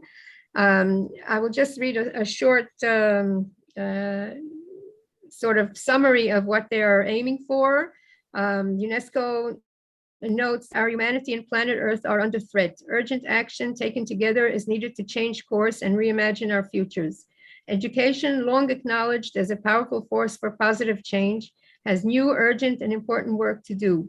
Informed by a global consultation process engaging about 1 million people, this report of the International Commission on the Futures of Education invites governments, institutions, organizations, and citizens around the world to forge a new social contract for education that would help us build peaceful, just, and sustainable futures together and for all.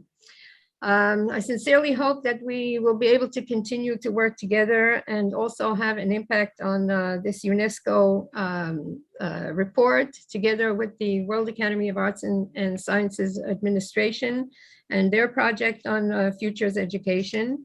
And hopefully, at least for the future generations, we have some hope. Again, the Abrahamic Accords are an example of what can be done. And hopefully we will be able to work together to continue our most important effort and initiative. Is there anyone who has any questions or would like to comment? I think, yes, please. I think one thing could really press on that the culture of hate, it needs to end. We are in 2021. We can't just go on like 60, 70 years ago, where nobody knows anything and you only listen to locally whatever the dictator tell you stories. But now everything is open. So the word infidel and hate need to be criminalized in some way. Particularly, I think if you criminalize the word infidel, you can, that's a big, big step forward, actually, because it is a form of discrimination. So I think that's very important in my view, except whatever my colleagues will think. Well, hopefully, if we are successful to have a caucus on education for the culture of peace in the UK Parliament, which maybe you can help us with, we can move forward on that issue as well. Yes. Is there any way that we can instill this into an initiative also for the Abrahamic Accords? Perhaps they can, because it is a discrimination in a localized area of about 22 states. They probably don't think of it because it's been going on for about 1,000 years, so people get used to the term. But if we think about it, it is very, very, very discriminating word, demeaning word. So I think as well, it will help to secularize the nations as well. Because if you remove this word out, you're not saying being secular is a bad word or bad phrase, because the regime in the Middle East love to play with words like that, which they say is divine. There's no divinity about the word being infidel. There's no divinity at all about it. It's either your religion or not religion, but the infidel is extremely demeaning word. Well, we know also that social media plays a big role in advancing hostilities. It can change. It can change, and if, for example, the word infidel were to be banned on social media, maybe that's a first step. I mean, part of the future education is technology. Good idea. Good idea. Social media, Facebook. Yeah. Yeah, so maybe that's something in addition to the content of culture of peace curriculum, we can work towards the technology giants banning this word, and any any kind of terminology that leads to hostilities or to crime or to violence. That's part of the culture of peace today.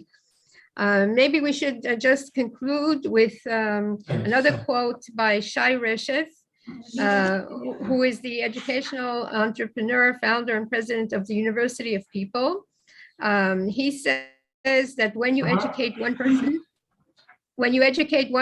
you can change a life. When you educate many, you can change the world. The University of the People is the world's first nonprofit tuition-free accredited university. He made it his life mission to help open the gates to higher education. The university was the headquarters, I think, is in California. He received a grant also from the Bill Gates Foundation. I think there, as far as I've seen, there are over 100,000 students registered at this University of the People from all over the globe. Maybe this is one way to start education for the culture of peace and open it up really as a curriculum for the people, global education, both on media and in universities, and of course, with the values starting from kindergarten up, which again is the basis for peaceful societies, without which we cannot have sustainable development or any sort of prospect for the future. So I thank you all. If there's any other comment or hopefully we will follow up with all of you in the future and with the World Academy of Arts and Sciences to implement this in reality, not only in words. As you know, there are many UN resolutions on the culture of peace. And of course, there are the Sustainable Development Goals, which are being tested and evaluated on an annual basis. On the culture of peace, again, most of the action has been on paper. So we need to really get to the UN, to all the UN member parliaments and have legislation drawn up, which will mandate education for the culture of peace and ban any sort of terminology which really cultivates the hate mongering and violence throughout the world in all of the different societies. Dr. Mustafa, you wanted to say something? I don't hear you. You have to put on your mic. We don't hear you.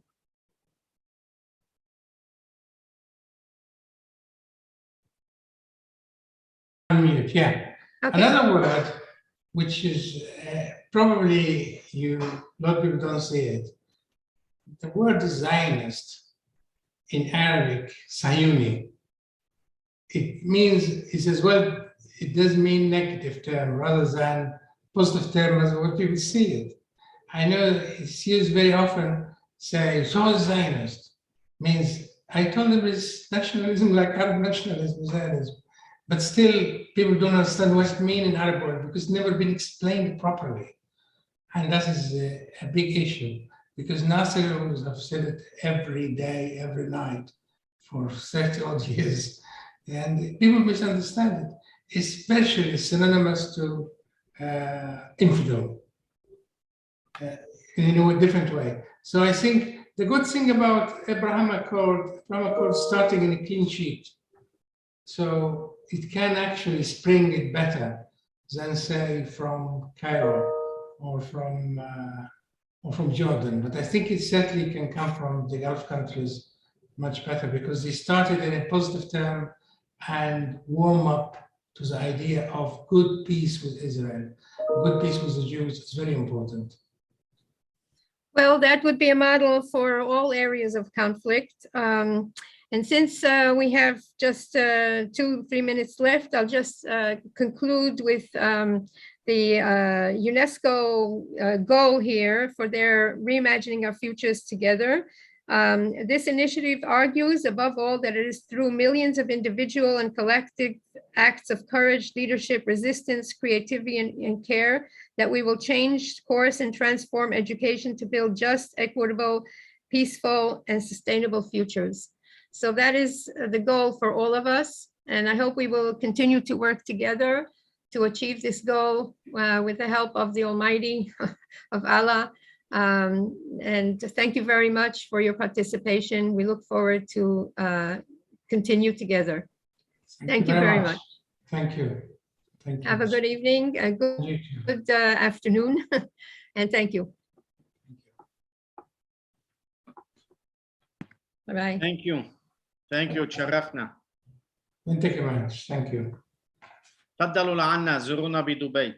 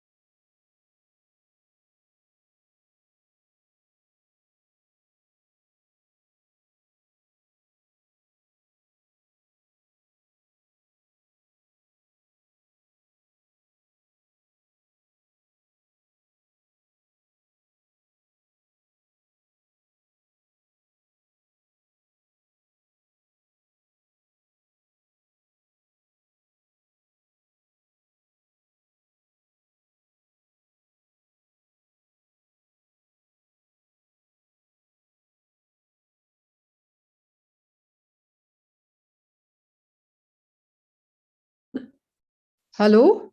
Ja, ich sehe Sie jetzt. Wie, Sie können mich sehen? Ich kann Sie sehen eigentlich bei den, also auf Zoom, aber nur Sie irgendwie.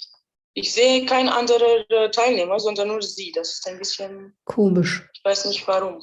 Ja, Hilfe. Wie kann man das? Kein Problem, ich habe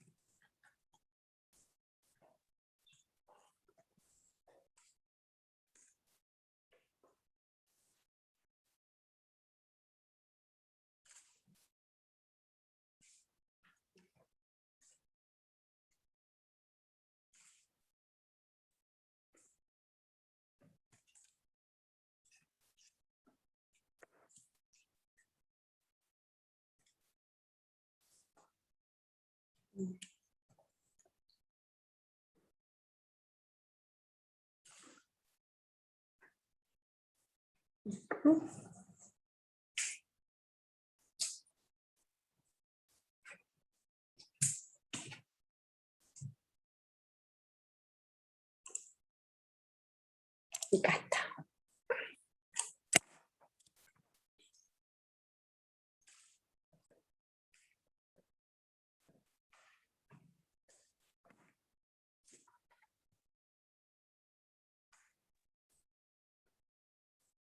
Bună seara, doamnă profesor! Bună seara, doamna Brândă!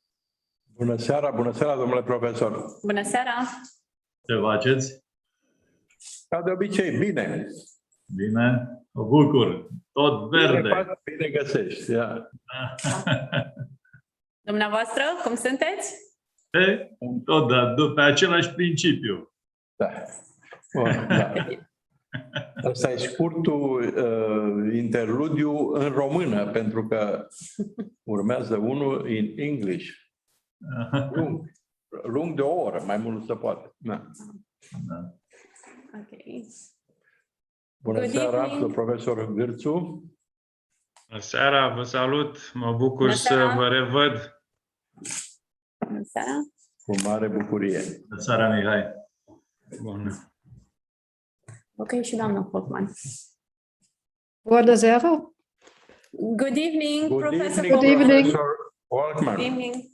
You can hear me and Yes, Of course, very you do well. understand me? yes. Very Wonderful. well indeed. Thank you very much. We'll be waiting for Professor Hödel as well, who should be connecting soon.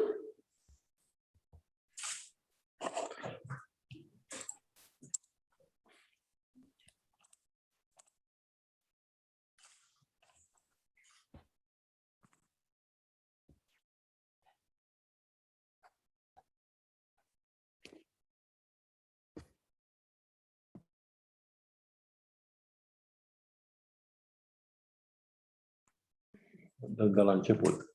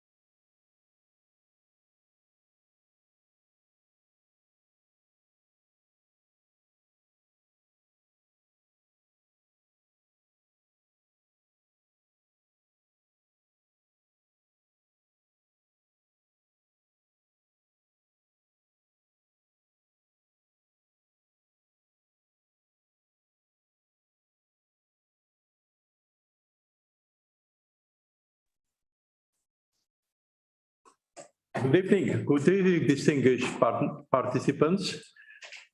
We have to be in time. We hope very soon Professor Hödel will join us. Thank you very much indeed for attending the panel on the university beyond the world.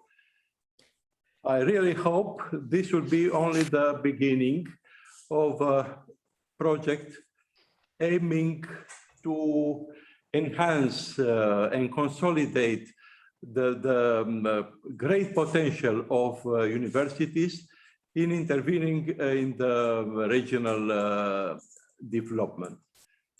This project, university, metaphorically called University Beyond the World, is very dear. I have dedicated his many years, really many years, because 20 years ago, I started a project that aimed to connect the university people from the University of Bucharest, namely, to the community of a region in Transylvania, namely the Hatsek region. The experience we got there ended by the creation of a UNESCO Geopark, that is a new type of protected area that really enjoy a very great interest throughout the world. About 200 geoparks are now established in all the continents, and all of them demonstrate how the intellectual can intervene in a sustainable development of the regions. Joining me, project continues these days with a similar project in Dobroja that the Institute for Advanced Studies in Culture and Civilization of Levant develops together with the University of Ovidius of Constanța. It's a project that started 4 years ago, but as I said, it continues successfully this time. Joining me today is Dr. Oana Brânda, next to me, who works as an expert on sustainable development and European institution in the Levant Institute. Good evening, everyone. Since time is pressing us, I will present to introducing the attendees of our panel. It's a small group, but I think very devoted to this subject, to this topic. Can I present yes, the slide with the people on this side? Yeah. On that side.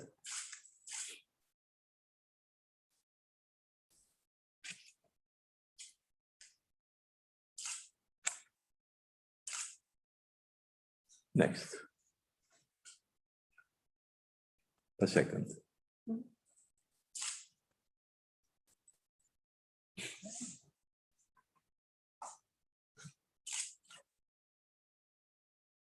Are the slides visible?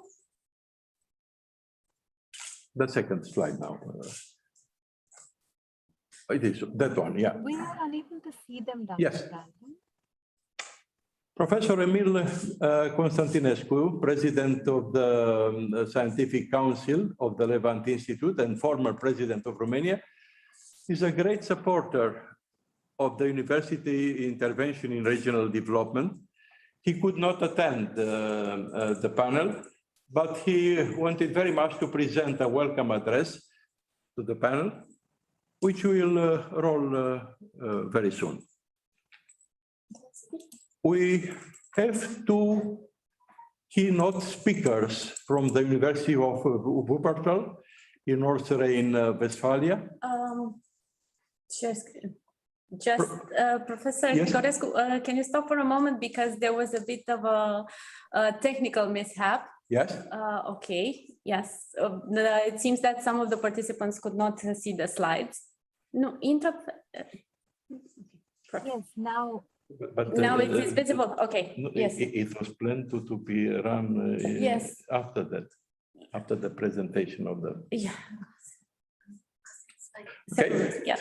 Let's have now the welcome address of the President Constantinescu. Thank you for the participation in this panel. This impressive initiative titled University Beyond the Walls is a creation of Professor Dan Nicorescu, the moderator of this panel, who has gone to extreme lengths to turn it into reality. To put it briefly, the university needs to stop beyond its high walls and impact the society it is located. This is what Professor Nicorescu has started and achieved by the creation of the first UNESCO geopark and the Țara Hațegului geopark. And is now working implementing it in a project he runs at the Institute titled Dobroja, Witness of the Millennium Civilization of the Levant. I have supported the University Beyond the Walls initiative in UNESCO in 2016 and in many other international fora, as I strongly believe that it is a landmark for a better configuration of the role that the university might play in the region they belong. Universities need to step down from the Eiffel Tower they have been for a long time now and create connection with their respective.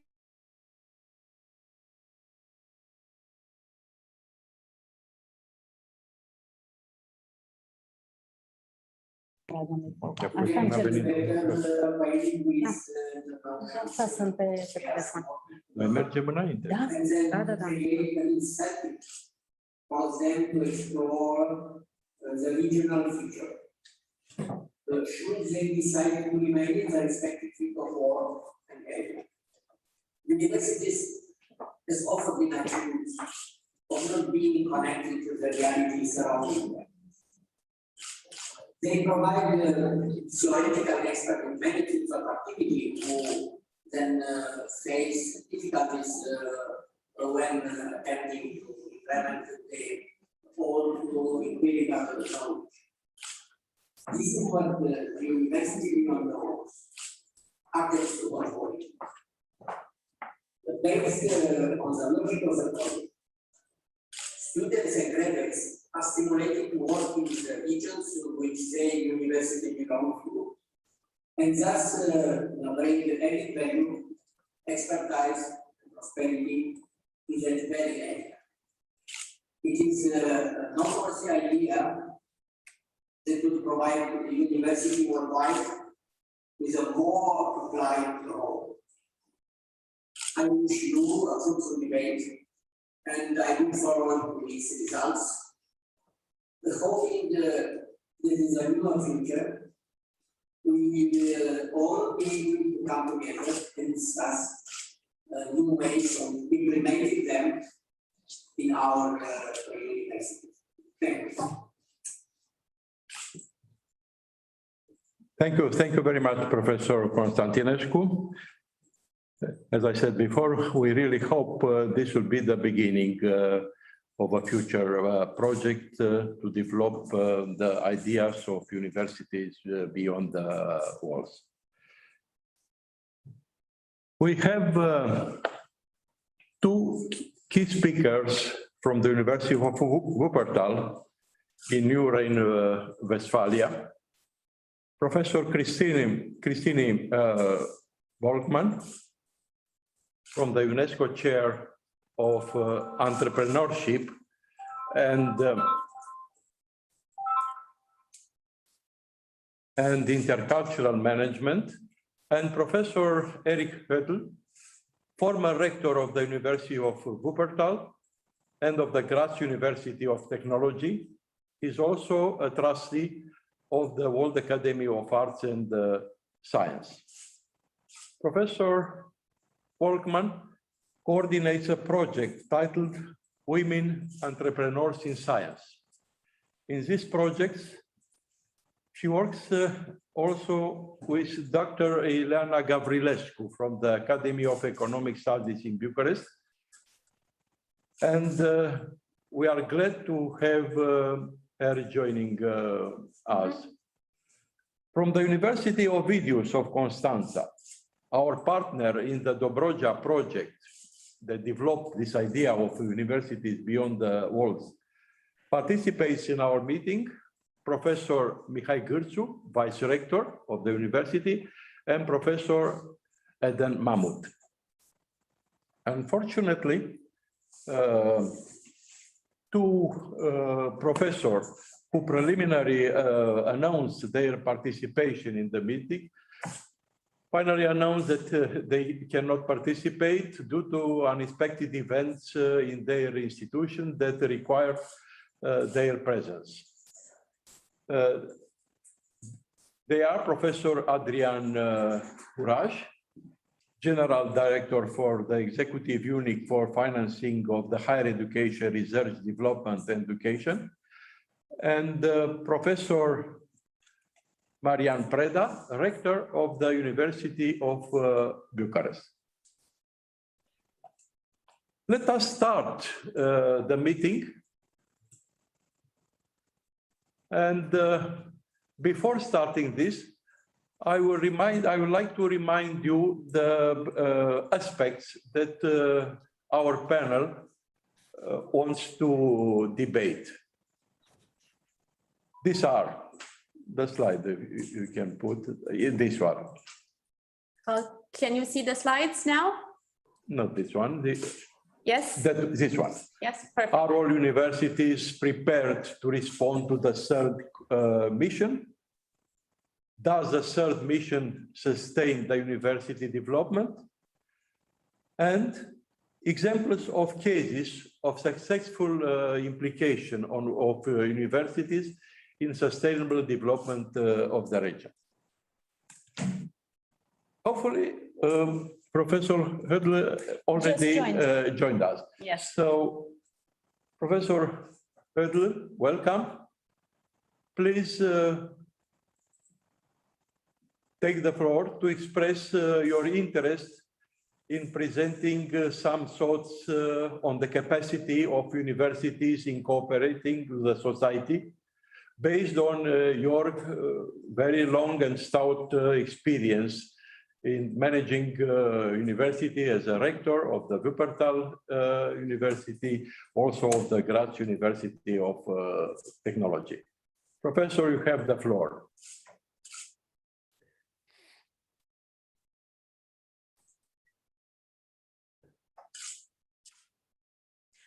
Professor Hödl, can you please open your microphone? We cannot hear you.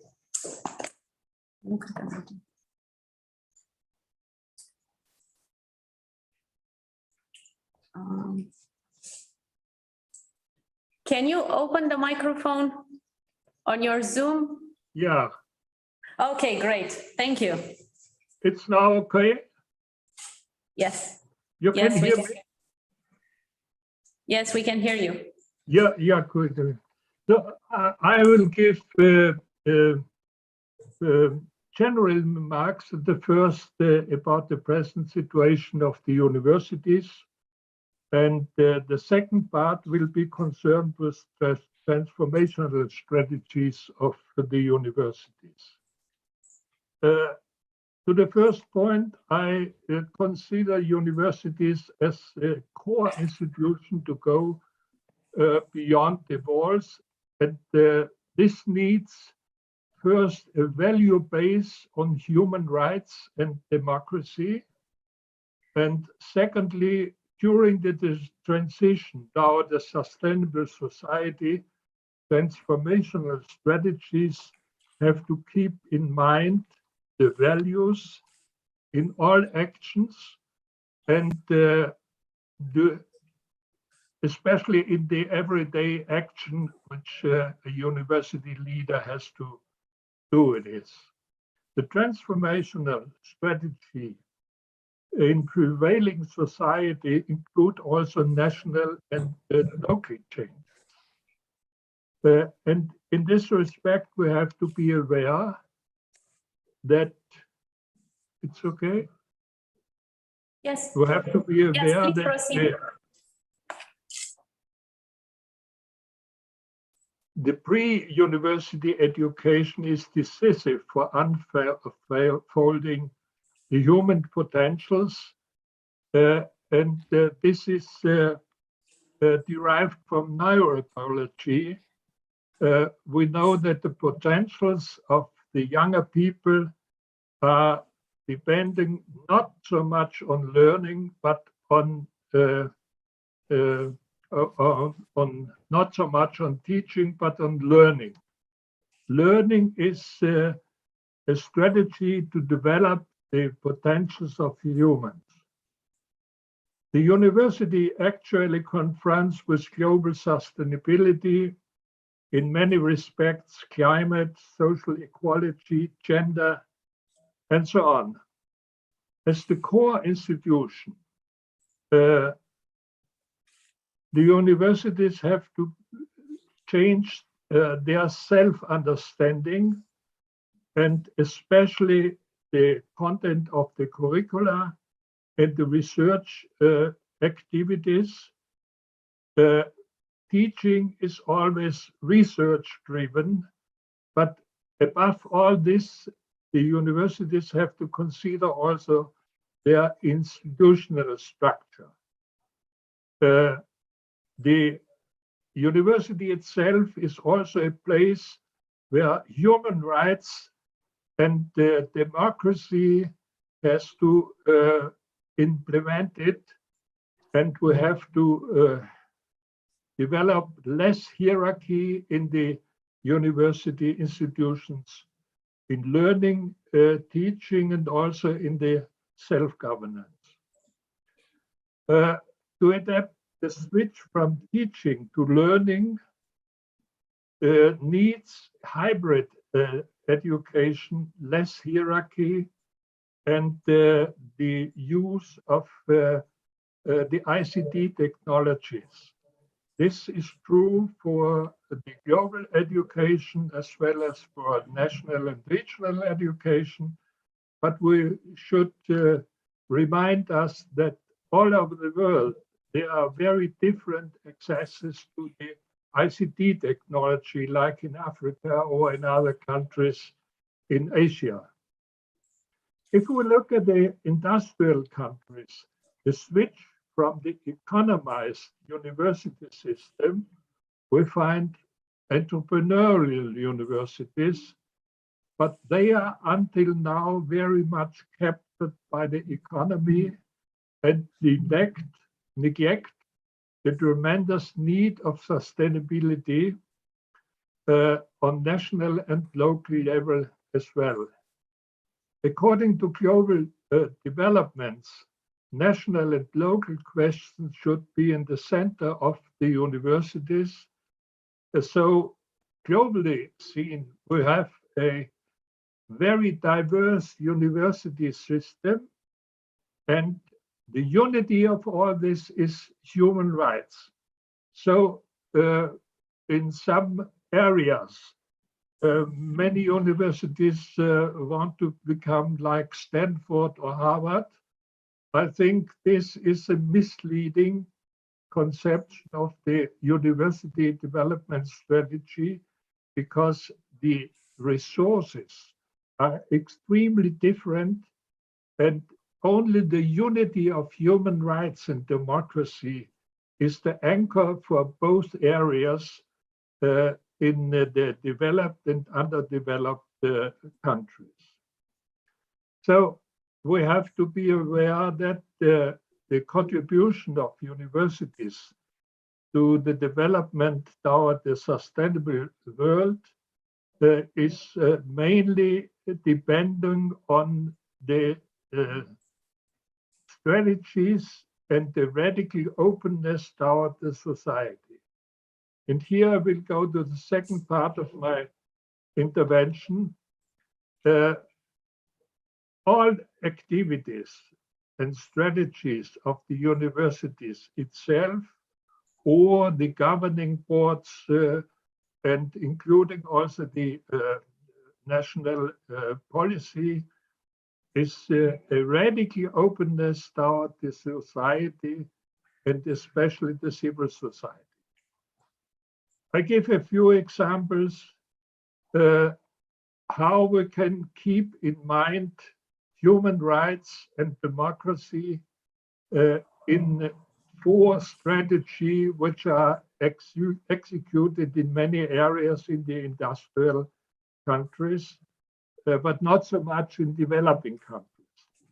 So universities, first, the universities have to establish strong links with the civil society and loosen the dependence of on the state financing and the state regulation, for example, accreditation procedure, and attract much more private funding.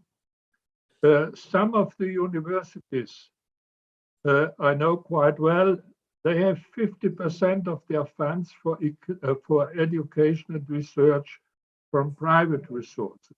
In Europe, especially, we have the European funds for research, not so much for education, because this is a national competence in Europe, but as teaching is mainly research-driven, though the funding of research at the European level in the Horizon Europe now, the actual research program is a source to find funding for locally and nationally, but especially locally, research and by this educational activities. The second point is to create spin-offs, establishing science parks in which business, state, and civil society cooperate. And in many universities, we have science parks which are closely related to the universities. And many of the universities graduates go out and have still relation to the university where they come from. The third point is empowering students in developing curricula with emphasis on facilitators instead of teachers, and using IC technology. So the interaction of facilitators and the students must be much stronger, and there are quite a lot of universities which have developed already steps down this new kind of education. And fourth, the establishment of learning centers for people and adults, revolving education, lifelong learning for all people who can enter in those educational systems. This example shows clearly that most important contribution of for a human society, sustainable society, are the curricula. The curricula are the kernel for the education, and surrounding this curricular development goes back to the structure of and the self-understanding of the universities and their governing boards. Crucial is interdisciplinarity, including arts and deep learning, by way of new modes of learning processes. Not teaching, less teaching, more learning by the students themselves. Secondly, the value-based learning is important, as I mentioned already at the beginning. Human rights, democracy, inequality, and all social problems and economic problems and ecological problems, they have to be based on value, on values of the overall accepted human rights. Professor Hurdle, please. We have a very limited time. In 30 minutes, we have to finish, and there are some other speakers. Your comments are extremely important for the topic, but I suggest to reduce as much as possible to give also the possibility to the other participants to. Yeah, I have just a few words to say. The critical thinking and reducing the fear of unemployment is very important for the young generation, and empowering students and reduce the distance between teachers and learners is at the same way crucial.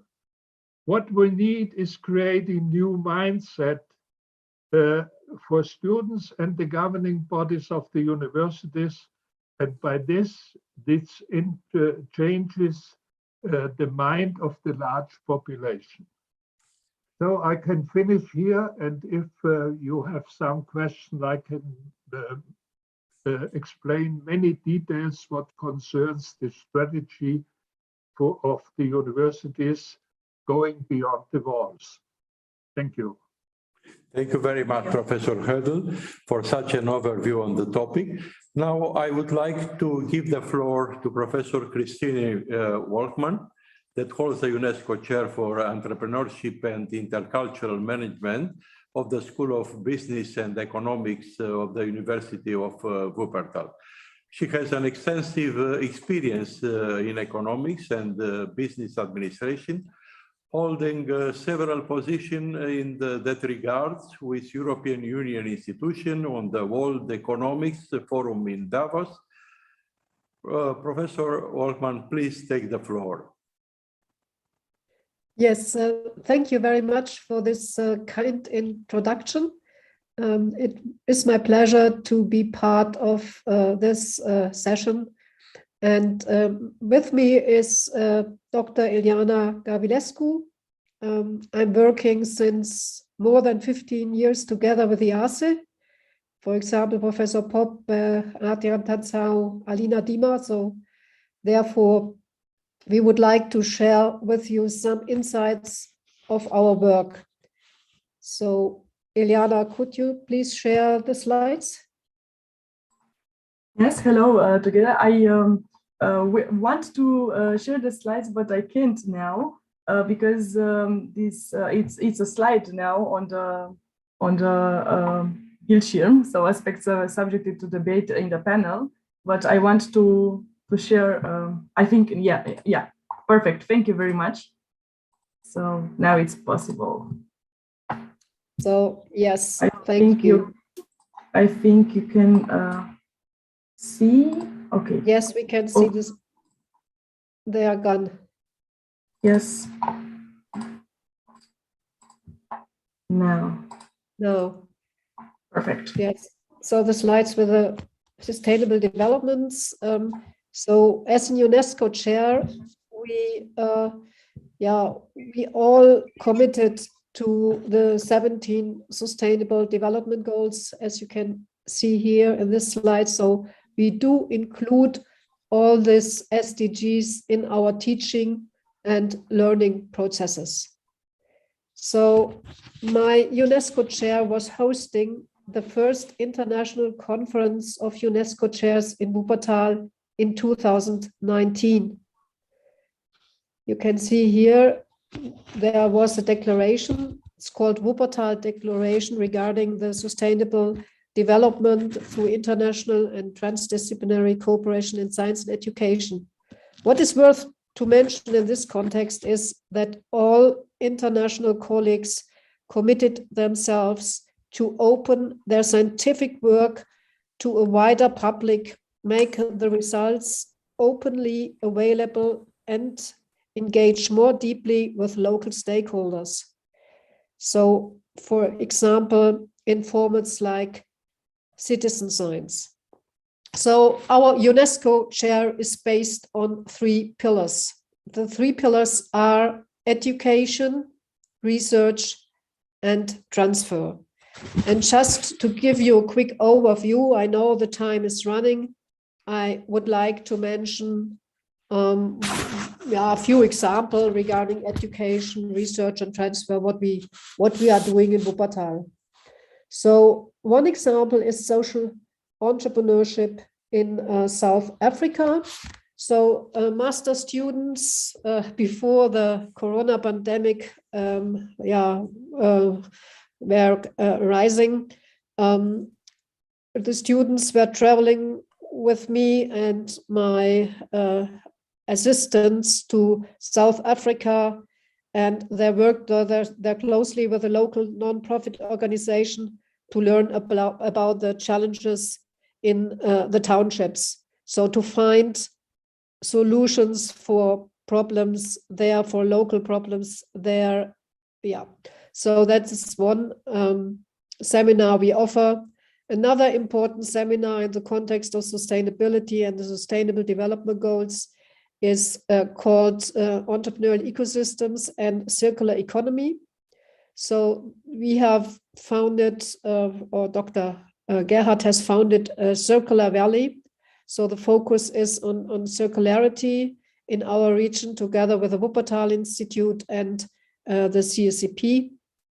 And our students are working on solutions regarding the circular economy and circular business models and so on. This is also a very interactive seminar with the civil society and with companies in our region. And another interesting seminar is together with the Lab of Tomorrow. It's a governmental organization. There are projects in collaboration with Ghana and other countries, and students develop sustainable solutions for the problems in these countries. So these are 3 examples regarding sustainability and the SDGs from our chair. And regarding research, we have several important projects like Horizon 2020 projects in collaboration with the University of St. Gallen, with Cranfield University in UK. So the idea is to transfer knowledge to other countries, like in this case, Lithuania, to the Technical University of Kaunas, for example. So in the context of entrepreneurship and sustainability. Also, we have a very good and interesting project with the University of Groningen, with Oxfam and Queen's University in Canada, a transatlantic collaboration financed by the Federal Ministry of Education. The idea is collaboration for social innovation, and the key question is how we can scale social innovation. So these are 2 current research examples we are working on. And last but not least, the idea is transfer. We have one project together with our regional schools, the network of sustainable student companies, Bergisches Land, bundles interdisciplinary and practice-oriented know-how and experience in sustainable student companies and serves the mutual information and networking of the most diverse actors. So the idea are sustainable student companies in schools, and we have a network of 21 schools in the Bergische region which participate in this project. And last but not least, there is a project financed by our Ministry of Economy, Digitization, Innovation and Energy. It's called Women Entrepreneurs in Science, and I would like to focus on this project because Iliana is one of the leaders of this project, and we are very proud of this project. So next slide, please. So this is Women Entrepreneurs in Science, and what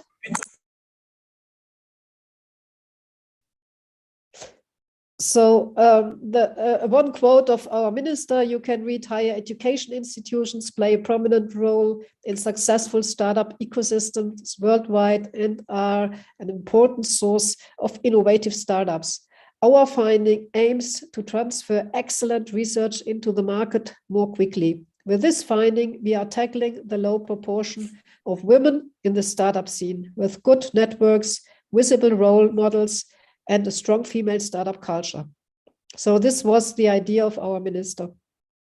And so we developed this project. We believe that we can realize yourself by starting a business. We believe that anyone can found a company. So, and especially with a focus on women, we built this network of women entrepreneurs in science. Okay, so the mission, we want to create a platform for the universities of North Rhine-Westphalia in order to connect women founders and women interested in founding a company. Through this, we create a positive, inspiring environment and a common drive. As a result, we want to establish a culture of trial and error in which enthusiasm and appreciation for founding is fostered. So this is a North Rhine-Westphalian-wide network of women entrepreneurs. More than 20 universities are now participating in this network, and I hope, yeah, you will find this inspiring. So there you can see the universities, Cologne, Aachen, Bochum. So also universities of applied sciences involved. So this is a partner structure. Yeah, a few key figures, the duration until 2024. And we have 9 team members, and you will see, I think, the next slide. Yeah, so investors, we have a lot of investors, which are also important. And yes, please show the ladies who are involved, Iliana. Yes, so these young ladies are involved in this project and are the key players. Yes, so this is our project, and thank you very much for your attention.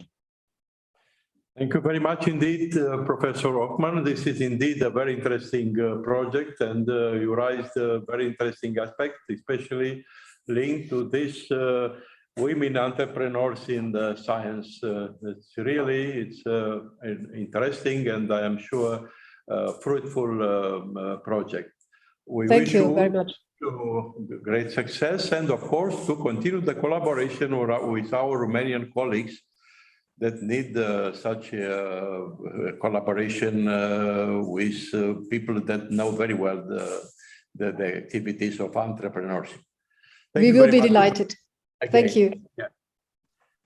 I will give the floor now to Professor Mihai Gârțu, the Vice Rector of the University of Ovidius of Constanța, for the research and innovation. And I know he is also very interesting in promoting the students in entrepreneurship in Dobrogea together with colleagues from the university. Professor Gârțu, you have the floor. Thank you, Chairman. Thank you for the kind invitation and introduction. As the previous speakers mentioned, universities have a triple mission: teaching, research, and service to community. And Ovidius University makes no exception to this rule. We try to be engaged in teaching, offering study programs that respond to the needs of the regional community. Another way to be engaged in teaching, in education, is by trying to include in the project-based learning approach that we use in many of our programs, and particularly in engineering. So we try to choose authentic topics for project-based learning, asking for such topics in the community, both the business community and in partnership with the local authorities.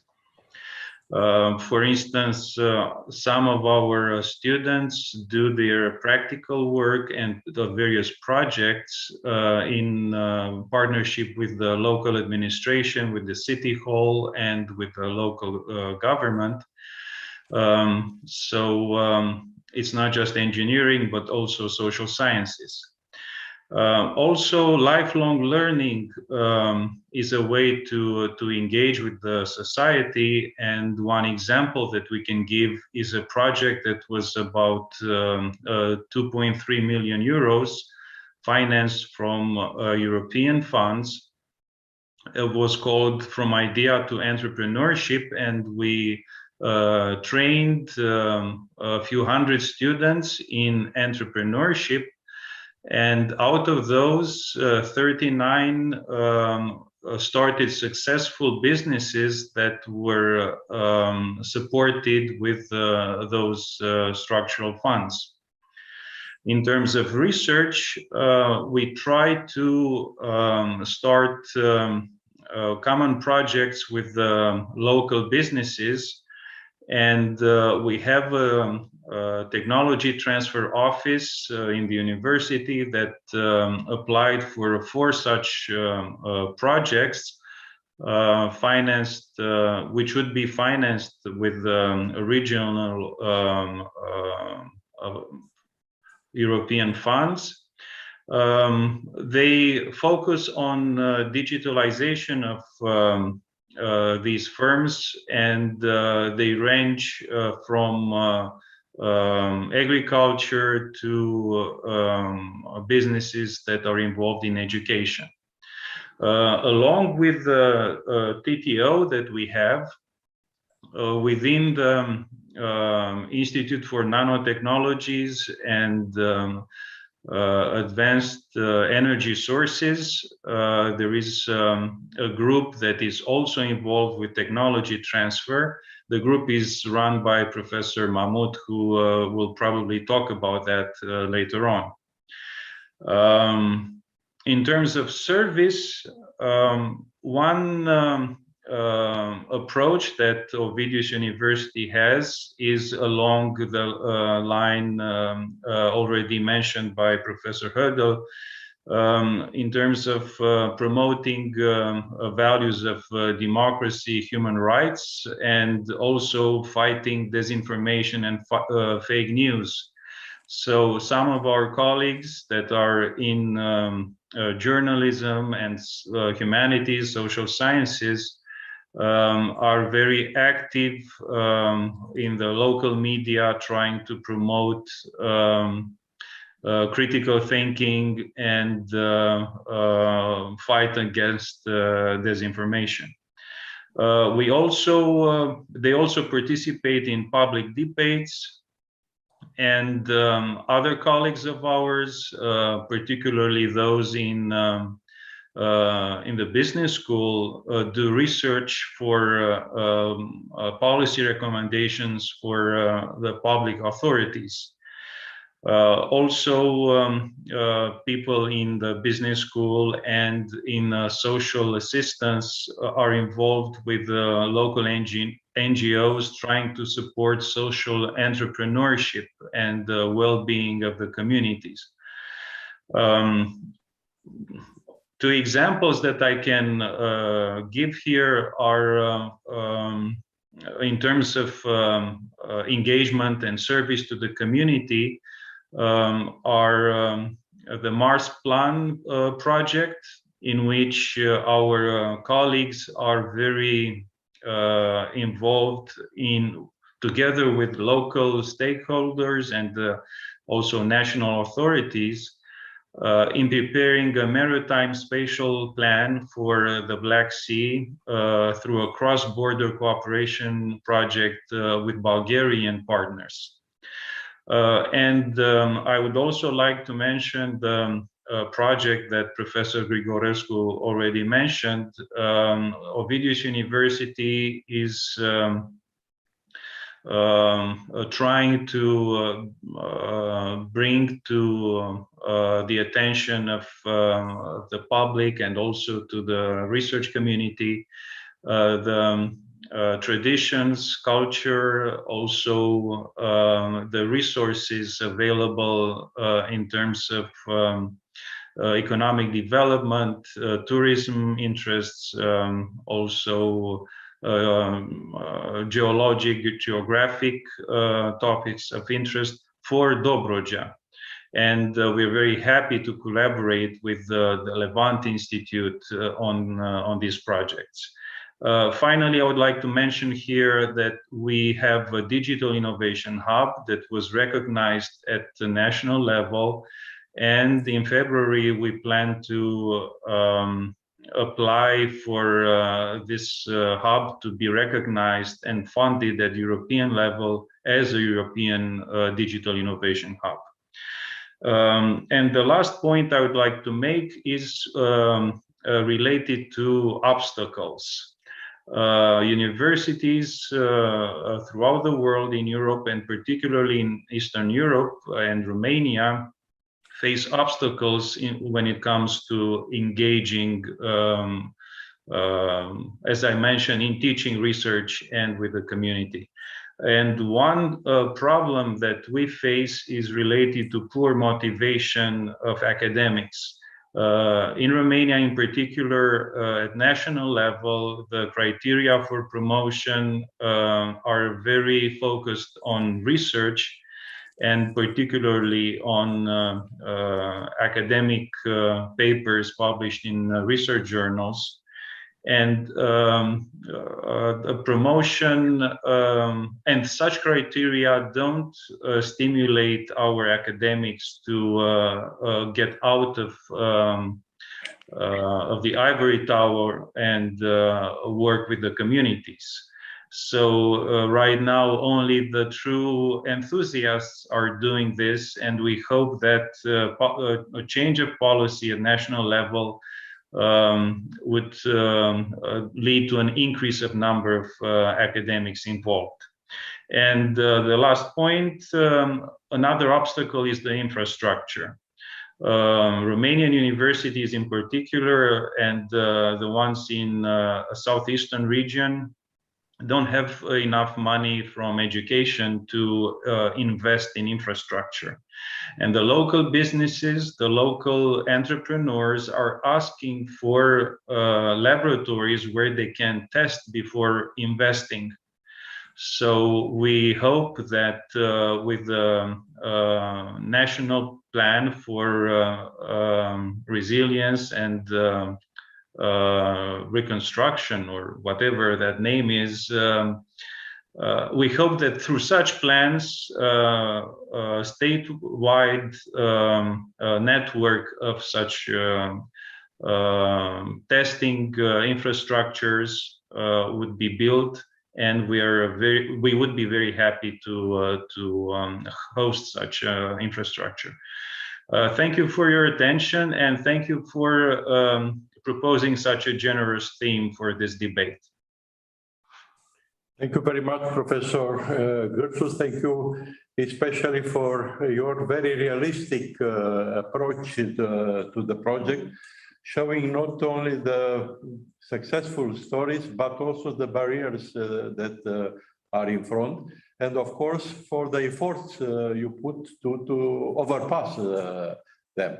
We wish you success, and sincerely, we hope we will continue to collaborate in this Dobroja project. Thank you very much. Thank you.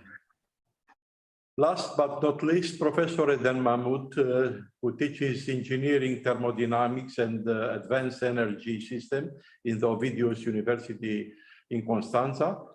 He is also Secretary General of the Black Sea University Network, and he has a great experience in sustainable development.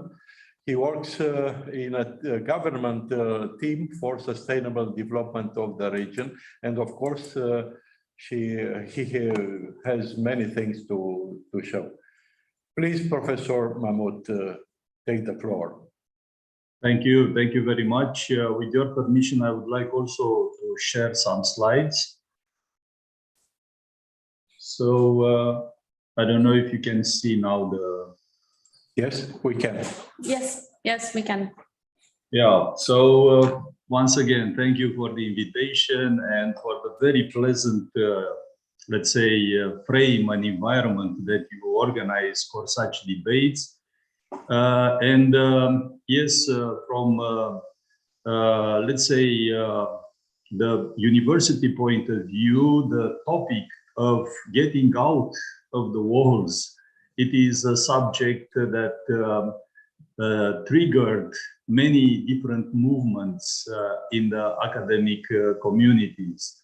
So from that perspective, I would like to, let's say, continue the discussion that the distinguished panelists have already introduced with a new perspective of the regional approach. The Black Sea Universities Network is a network covering 12 countries, the countries that are members of the Black Sea Economic Cooperation.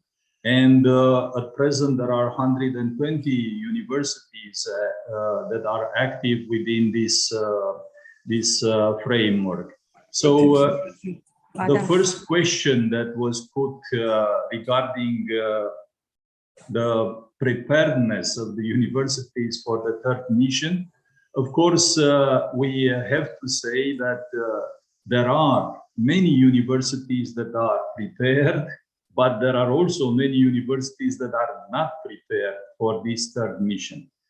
And when I say that, of course, we have to look to this, let's say, evolutionary perspective, because the university today became based on different types of achievements over the centuries, where they were experienced and they were developed different type of, let's say, approaches, orienting mostly towards education mission, orienting then towards research and to integrate research with education, and of course then further going towards entrepreneurship, and to have all these parts, let's say, in a symbiotic way and generating synergies. So there are two aspects that have to be taken into consideration when we discuss about, let's say, the preparedness of universities for this third mission. There are many times confusions that, of course, there are some projects, smaller or larger, where the universities are involved, sometimes only like some persons or some groups or some students. But those are projects that are starting and ending. Generally speaking, they have a very important role in generating or achieving different type of impact. But there is also the other aspect, that is the structural preparedness of the university, where the university has to have, let's say, specialized functions and a very professional approach to address them.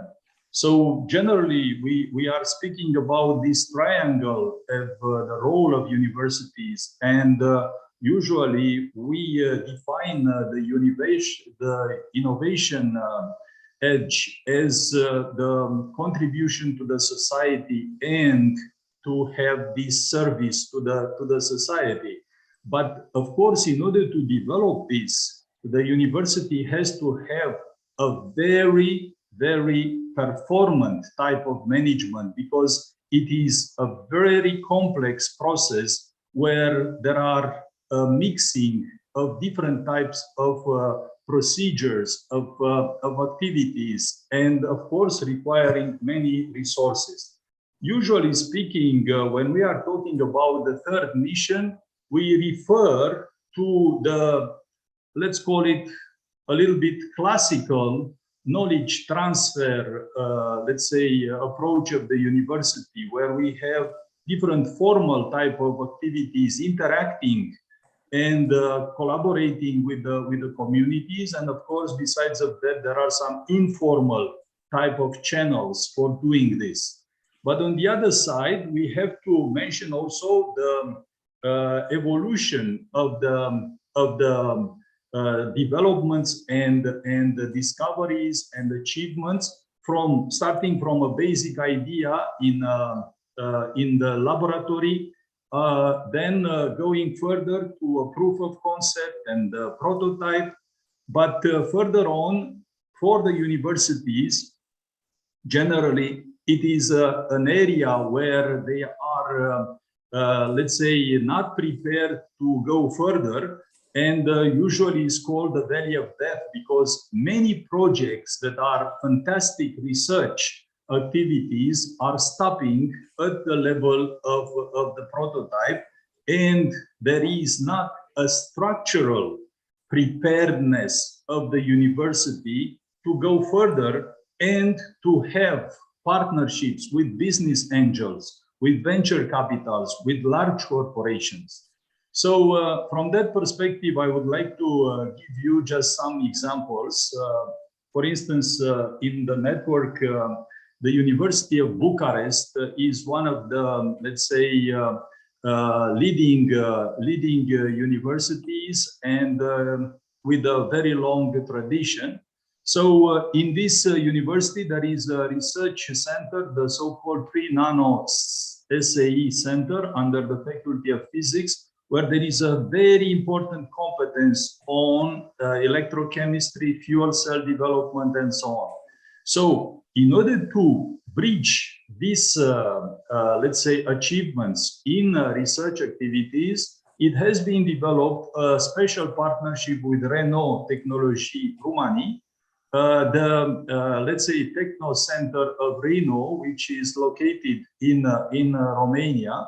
And based on that, the advanced, let's say, knowledge that was achieved in the university has been further bridged with the expertise existing in Renault for developing powertrains, integrating fuel cells in hybrid electric powertrains. But also, what is extremely important is that the whole partnership with Renault led to many different interaction with different other faculties within the university in order to discuss and to reconsider, let's say, the future of the car and the future of mobility in the coming period.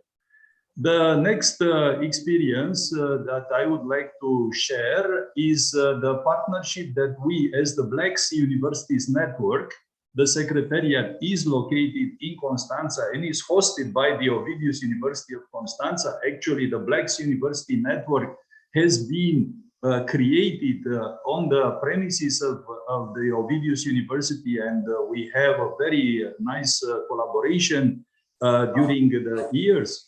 So the Black Sea Universities Network partnered with the County Council of Constanța in order to address extremely important opportunities for positioning the region of Constanța in the future strategies that are connected to the future of Europe.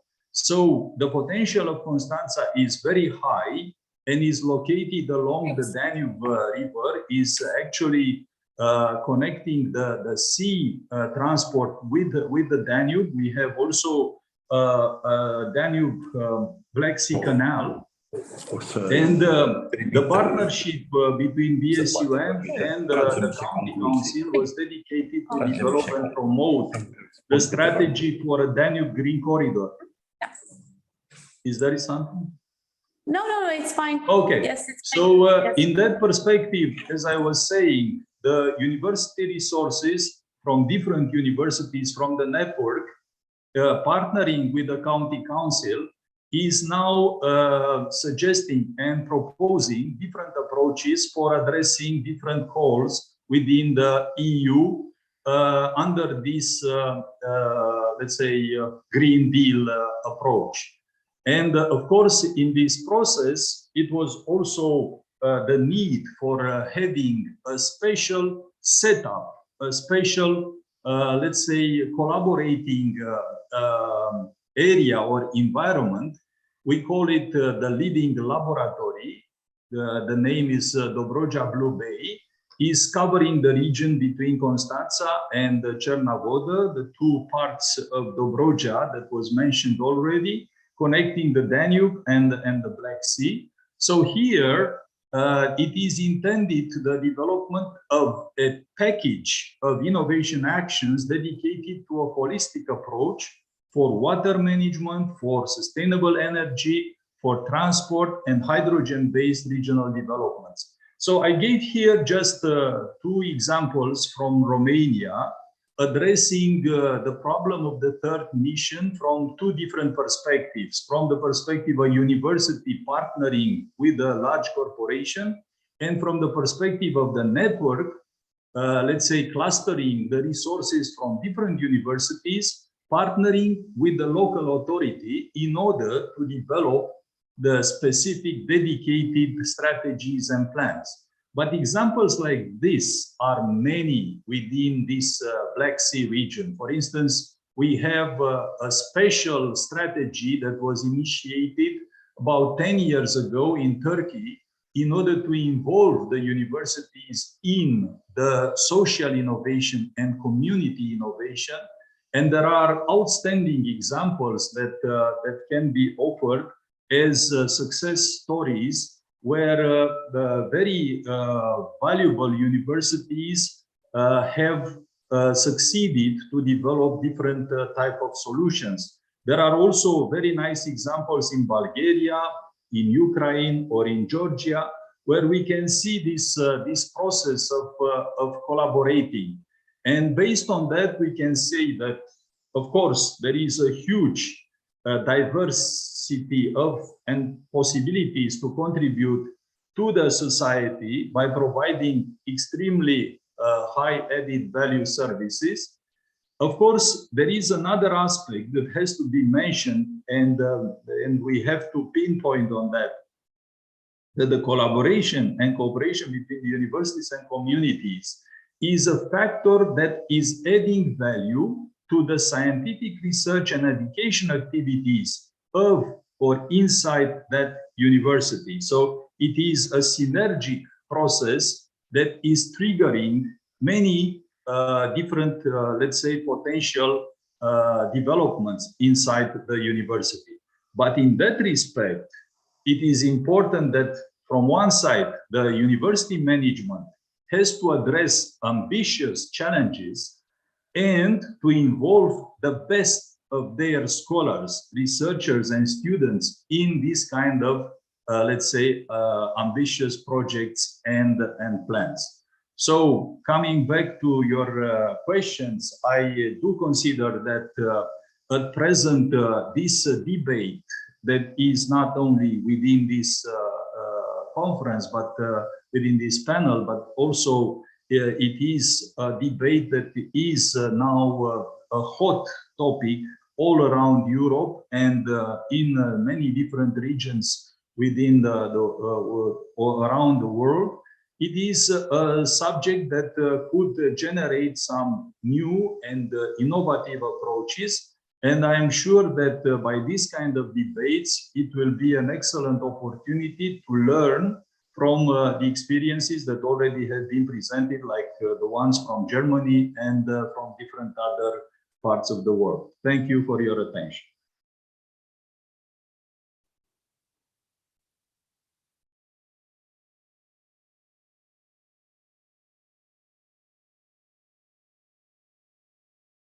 We increase very much the problems that university have to face. Unfortunately, the time is so short, so we have to conclude, not before, thinking that we have the possibility to meet face-to-face, to debate in details this aspect, because indeed the universities have a great potential. There are great barriers in developing the third missions. Not all universities are prepared to do this, but really the regions need the intervention of this intellectual property that is held in the university, the diversity of specialties. So really, we hope this is just a very short beginning of a future project. Thank you very much indeed, and hope to see you, as I said, face to face. Thank you. Thank you. Thank you all. Thank you all. Thank And you. we will provide the link because the session has been recorded. It was live on YouTube for the moment, and we will provide further the links so you can access it later and disseminate it further to friends and partners. Thank you again for the participation. All the best. Bye. Goodbye. Bye-bye. Goodbye. Thank you. Bye-bye. Thank you. Goodbye.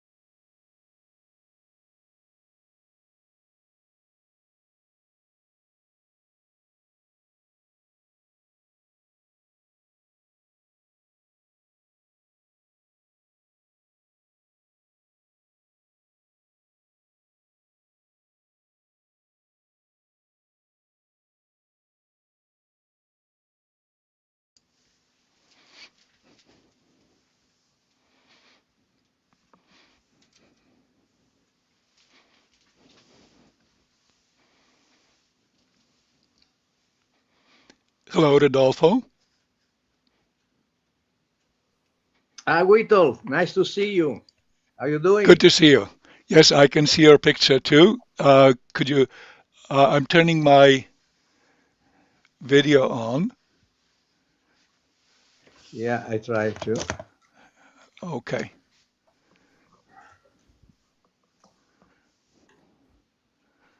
That's great. I can see the slides too. So you're set. Yeah, I Yeah. can see your video too. Okay, great.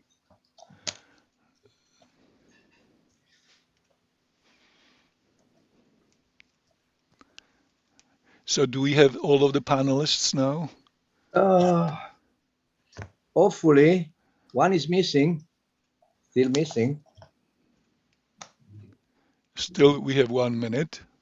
Yeah. Maybe you could check audio and video with the individuals too. Yes.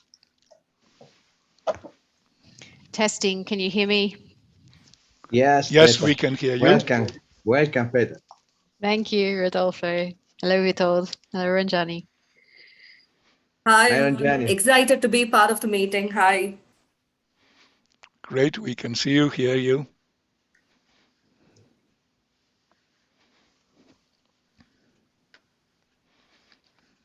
So is Grażyna online too?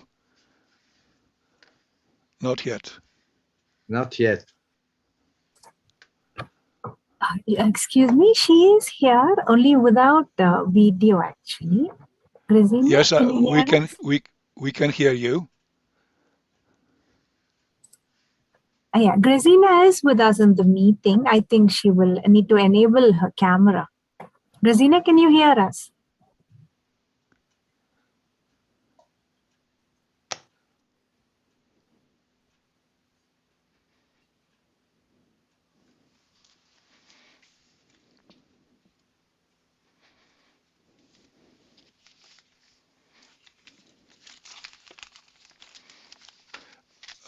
Rodolfo, what I would suggest that we'll start, and she Okay. hopefully will be able to do it. We have enough material.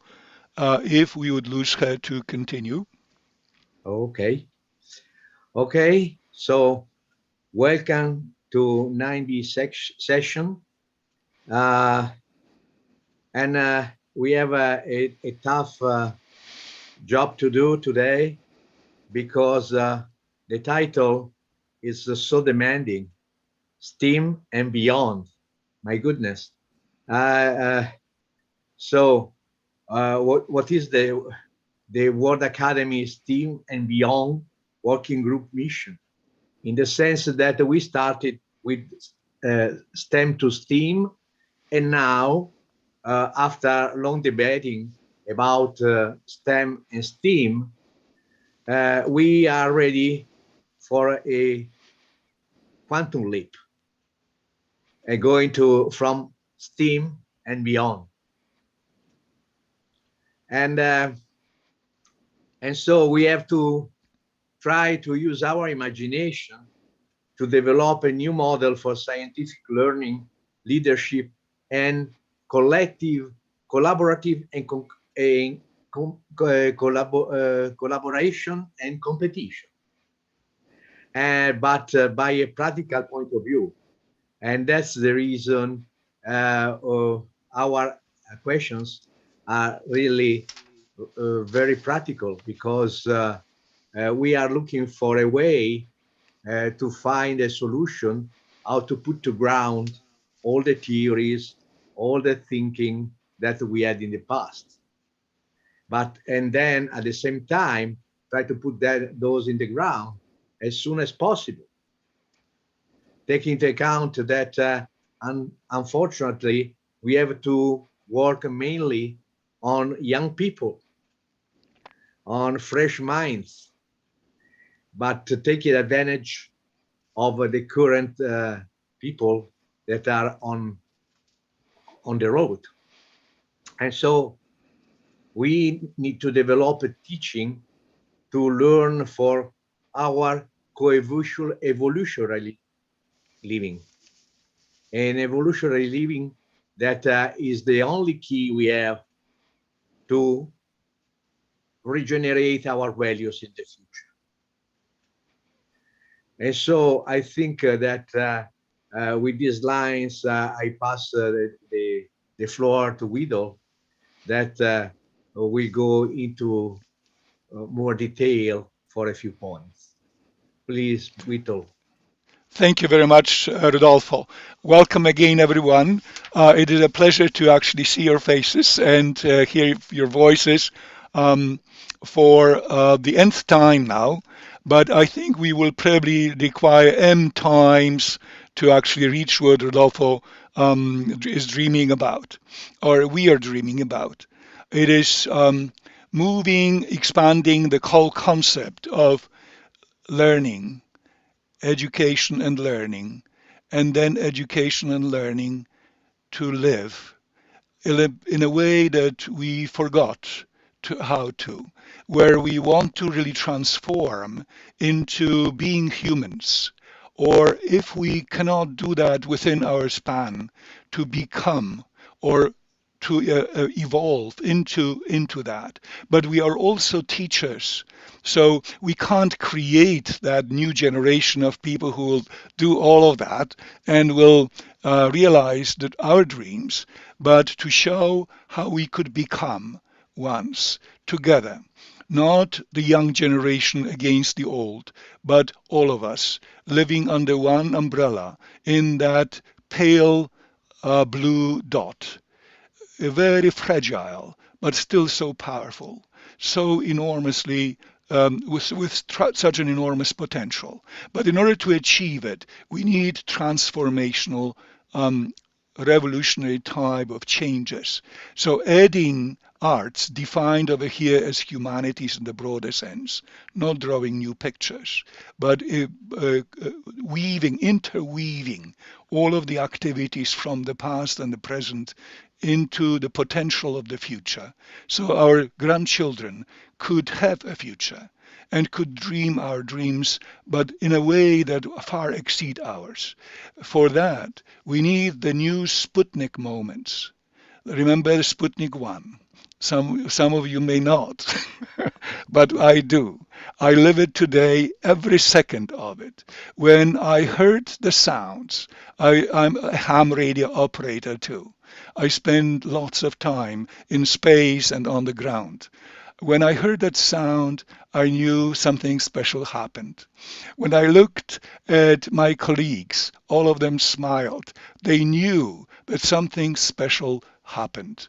I think this conference, your talks, your contributions might lead those little steps into that vastness of space, the vastness of possibilities, and the vastness of potential that each and every person carries within her and him on them.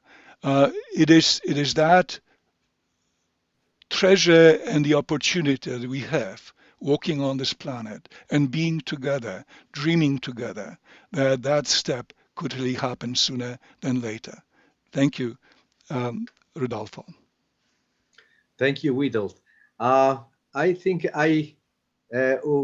we were suggested to follow, the three questions with one round each. But I saw other sessions that using instead, putting the three questions together and asking, the panelists if they like to answer to them in just once in a way, talking for about 10 to 12 minutes. I don't know if our panelists are in the mood to accept that idea, but we are ready to proceed in both ways we like. So I think that just we can ask them what they prefer. I'm flexible. I'm happy with either way. No problem. Okay. Me too. Okay. So, Witold, what about you? I'm either way too.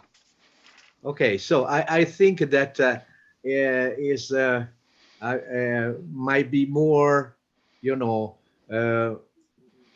concise and to have a flow of thinking for panelists, just to go with the three, try to answer the three questions one time, and then we're ready for our interchange of ideas and answering session for eventual at the end of the talk, giving time to Grazina to join, hopefully. So first I tell the first question, that is, what problem of education and knowledge are you trying to solve by the World Academy STEAM and Beyond approach? And we told you like to read the second question, or I proceed? Yes, go ahead. I think all of us are familiar with all of the questions. Yeah, hopefully. Yes. That is really useful for the audience and the recording. Yes, yes. So maybe you could really read all of the questions so that everybody would know what we are up to. But the panelists are familiar with it. We would really address all of them during the process of discussion. Okay, so the second question is, how can we reimagine an education and learning framework embedded in co-evolutionary living in the present, such that our current actions regenerate value into the future? And the third question, how do we take this mindset shift from STEM to STEAM and beyond into the corporate and investment worlds, so that the transition in action begins now? Please. We follow just the suggested line, that is the C is Peter first. So Peter, would you like to introduce yourself first, and then just present your talk, please? Sure. Thank you, Rodolfo and Witold, for introducing all of that. I'm Peter Milan. I'm the CEO and co-founder of Jet Group, and also the founder and CEO of Transcendent Media Capital. I'm an associate fellow here of the World Academy of Arts and Science, and I'm also on the International Advisory Board for the World Sustainable Development Forum. So quite deep questions, all three. I would like to start with that when we look at the trajectory of thinking, there was a certain time in history where we started to see humankind as separate to nature, that the dialogue was based on our ability to control nature. And it made sense from a survival perspective, because nature was something that we were at the effect of. It was the thing that posed a threat to our own survival in terms of whether we could eat, whether we could survive certain types of climates and these types of things. But philosophically, when we started getting into Descartes and these types of things, we're looking at really the reductionism of thinking, understanding the complexity that is nature by breaking it down into its parts and pieces.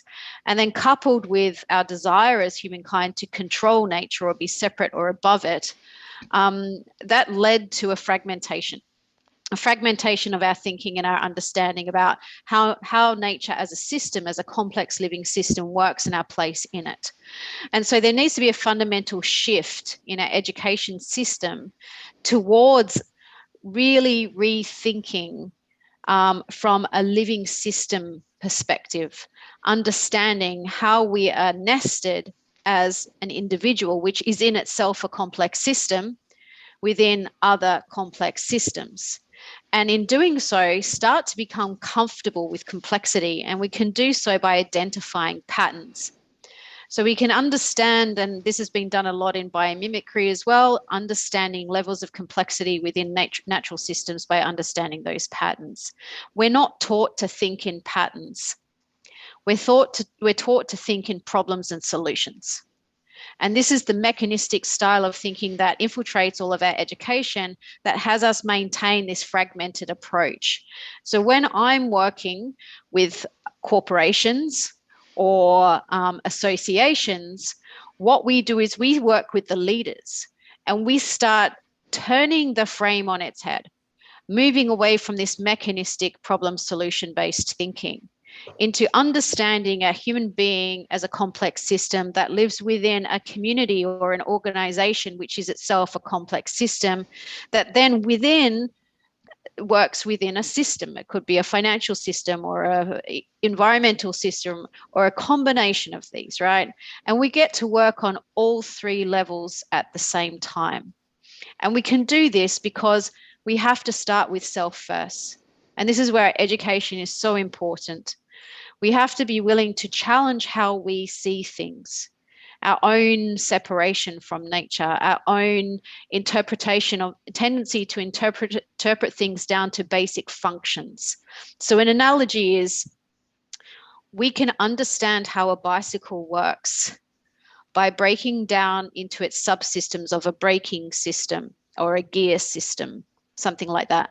But we don't really understand a bicycle and the experience of being with a bicycle unless we understand it in its whole. You bring all these subsystems together so you have a working bicycle. We're not taught to think in wholes like this. And so when we're working with stakeholders, we need to, in service of mitigating the climate crisis, we need to start developing systemic strategies, thinking systemically about things. That's how we will accelerate our transformation.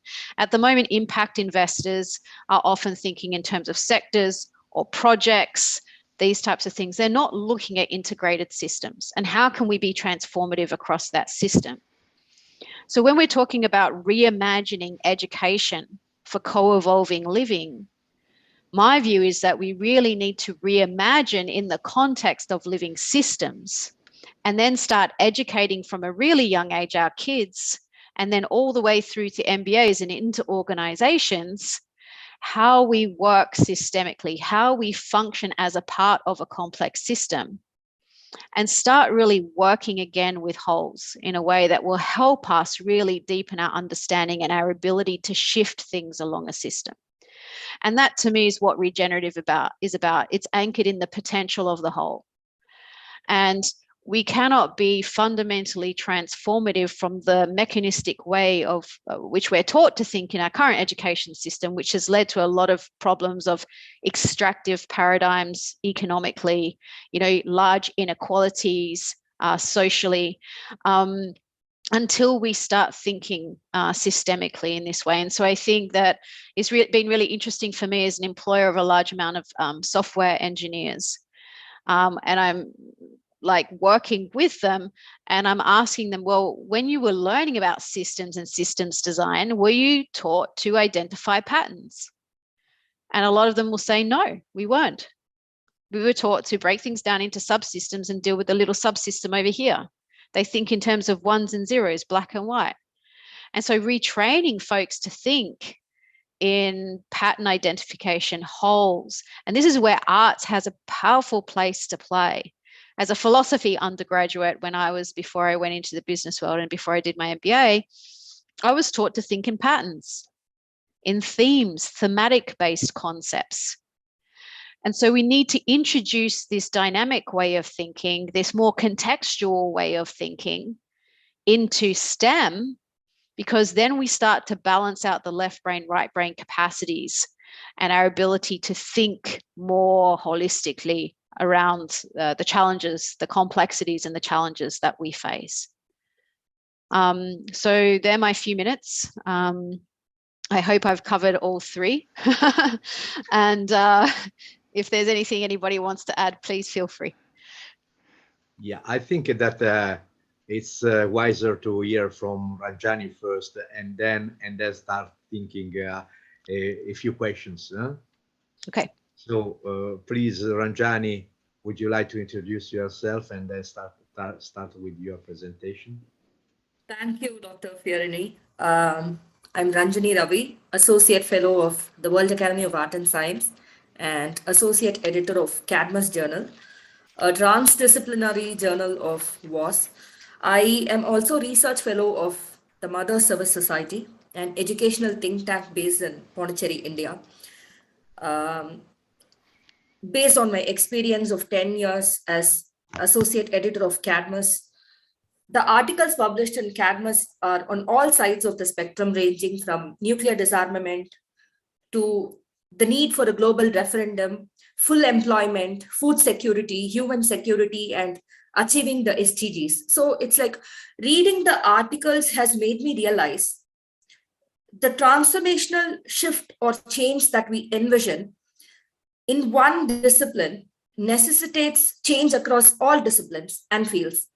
Like a piecemeal approach will no longer work. And education may be the primary tool for societal transformation that we envision, but without without a redefined multilateral system or democratic governance, full democracy, people will not even know what their basic rights are. So they will not have established their identities. For people to establish their identities, differentiation, I guess, is key. Not difference, differentiation. The ability, the kind of differentiation that makes one individualistic, that leads to individuality. Not in the sense of individualism, egoistic individualism, but the kind of individuality that helps us self-actualize. And this process, individuation or self-actualization, it only develops when we become conscious of ourselves, which I think is the primary goal of education. But the question is, are we using such a wonderful tool such as education in the right manner? We are using it more to condition ourselves into thinking we live in separate compartments, just how Peter mentioned. So, do you see the irony of it all? I mean, I would say, and I wouldn't say I'm more passionate. I would say I'm more responsible than passionate about solving STEAM problems. I feel more socially responsible. So to prepare ourselves for the 21st century, I think it's mandatory that we leave the remains of the 20th century behind. Thank you. Okay, thank you. Vito, please. Thank you very much. So in the previous presentations of Peter and Ranjani, we heard the ideas that are very, very critical in that transformation.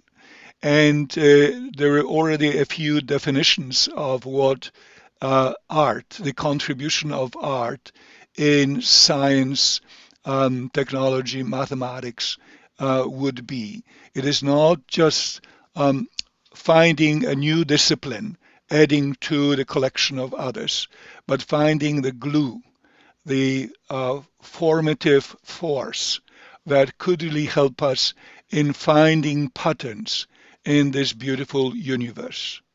It is then finding the individualistic approach, not the part in an ocean, a drop in the ocean, and the ocean matters only, but each drop, each element, each particle that is a constituent part of that complexity that is in this universe should be discovered. Peter also indicated that the patterns, the discovery of patterns might be more important than the memorization of all of the components, as Rodolfo often stated. The simplistic approach of linear interactions, the reductionist approach that we suffered now for 300 years, ought to be broken. The chains of that approach ought to be broken, and we have to become free. Free in the sense, as Ranjani also mentioned, of what Martin Buber indicated. It is not only I that matter, and in Petar's language, I for the purpose of dominion of this universe, but I in the relationship to you. and his original book was translated into English as I and you. I prefer the other translation of I and thou.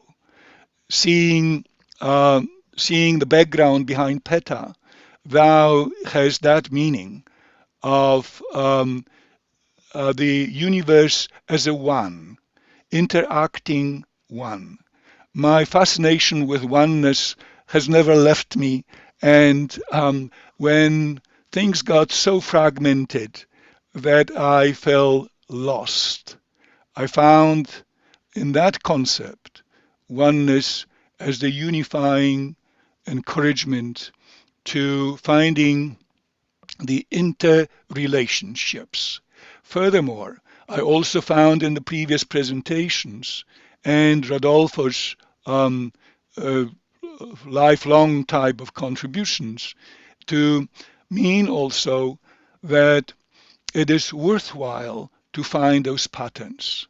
But then the larger question is, why would we need those patterns? For what purpose? Even if we understand, or we would become, would be led into the domain where that thou would have a meaning, we still are in the chains of the natural freedom, not dominion. If we free ourselves from that, we are still in the chains of the need for freedom. And then I often remember when I get lost in that area, in that universe, I remember Berlin's also statement that we must drop the shackles of freedom from and move and evolve into freedom to. So freedom to create that understanding and then becomes an obligation. As you also know, many cultures have the concept of tikkun olam. It is the need, the absolute obligation of us to improve within that freedom too, to improve those things that led to the much suffering of our brothers and sisters. But it is again not freedom to make our lives better, but it is the lives of many. So thank you, Peta, and thank you, Ranjani, for your insightful door openings into those territories where the new education ought to be, ought to grow and evolve. But it won't evolve by itself. I also, at the beginning, I mentioned we need the Sputnik moment, the transformation that all of us, regardless of languages, regardless of all of the differences that Ranjani talked, the diversity of individuals, the diversity of individuals that allows the freedom to also acquire the concept of belonging as one. Later on, I will also talk about the necessity of that belonging. The moment we lose, we not only get lost, but we become useless in that process, because that complexity that Peta talked about is so extensive, so convoluted, that we, with our upbringing of reductionist, not only might miss it, but might not be capable of that. I will also at the end talk about the interaction of all of those disciplines and how we could evolve into models that would be participants, no longer in the first industrial revolution, that we were helped by steam, not the steam that we are talking, but the steam power. And I will also at the end connect the two, that primitive steam can become the enlightening steam, that steam that is beyond the steam of the past. That connection becomes then not only the light that passes through the cracks.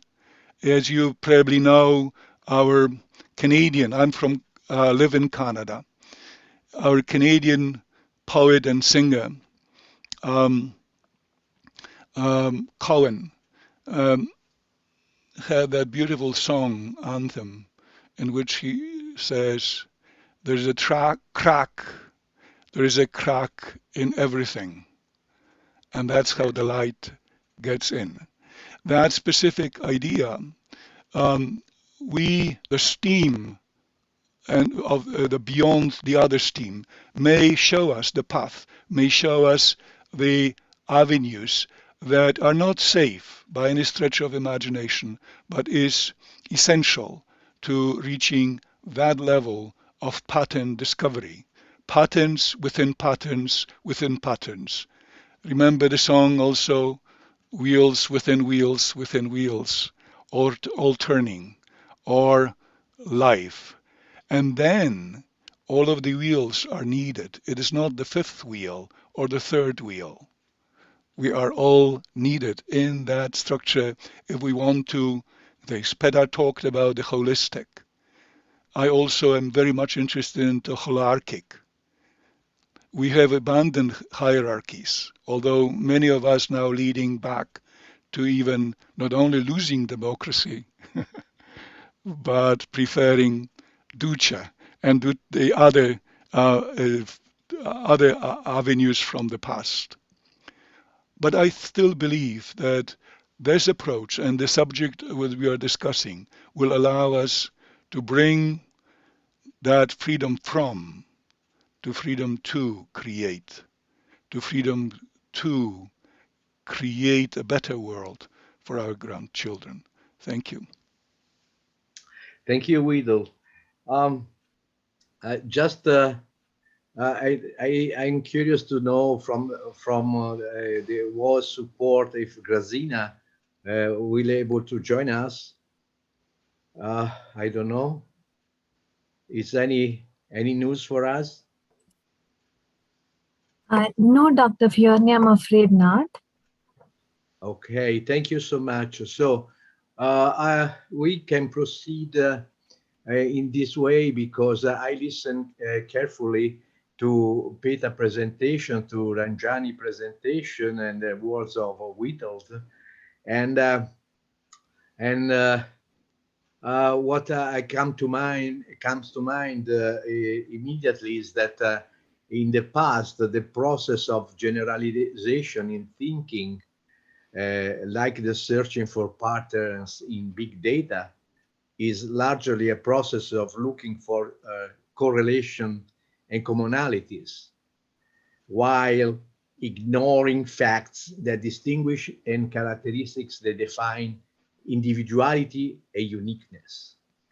So we have to go from this kind of vision that was mastered by statistics to a complementary vision that will be mastered by exact approximations. And how can we do that? And I think that's the beautiful mission that we have to face in the next years, because I'm pretty sure that there is a way for that. Can I comment on that, Rodolfo? Yes, that's the reason I'm putting this because you raise table. You raise a beautiful example because you're talking about AI and big data. So big data is trying to find patterns from a mechanistic perspective. It's just identifying recurring points. But when you're thinking from nature-based design, in the context of nature, every participant has its own unique value-adding potential. And this is where I think that what you're saying, Rodolfo, and also what Ranjani was pointing to, she was talking about self-actualization. But if we stop at the self as like kind of Maslow's hierarchical, then we're already stopped too low, because the self-actualization we are relational creatures, right? The stopping of the self sits in relation to how we express our own unique potential, how that gets expressed in relation to the potential of others and the potential of place. And then that brings us to understanding patterns from a powerful context of being, not just function. And the AI example of pattern recognition that you're given is a highly functional relation, like context for pattern recognition. It removes, it's void of the context of being first. We have to have our being inform our functional thinking. Yes. And I think it's the being conversation that gets missed when we're talking about education in general. Who are we Yes. being in service of our community? Who are we being in service of mitigating the climate change crisis? These types of relational contexts to the self, to the community, and to the wider system. Yeah. Ranjani, you like to add something, or is okay for you? Fully, yeah. I would just like to point out that the World Academy of Art and Science was founded on such a vision. Like 60 years ago, the scientists who were behind the Manhattan Project had to shoulder responsibility for the consequences of the development of the atomic bomb. After the bombings, they felt terrible, and they decided they had to do something. And their primary focus was on founding a world university that would address exactly this issue. And but it was just that they had this perception before. They realized they couldn't do it, create the world university or what they envisioned alone. So they brought everyone together. So they did not call it a World Academy of Sciences. They called it the World Academy of Art and Science. So it's just that they brought everyone together.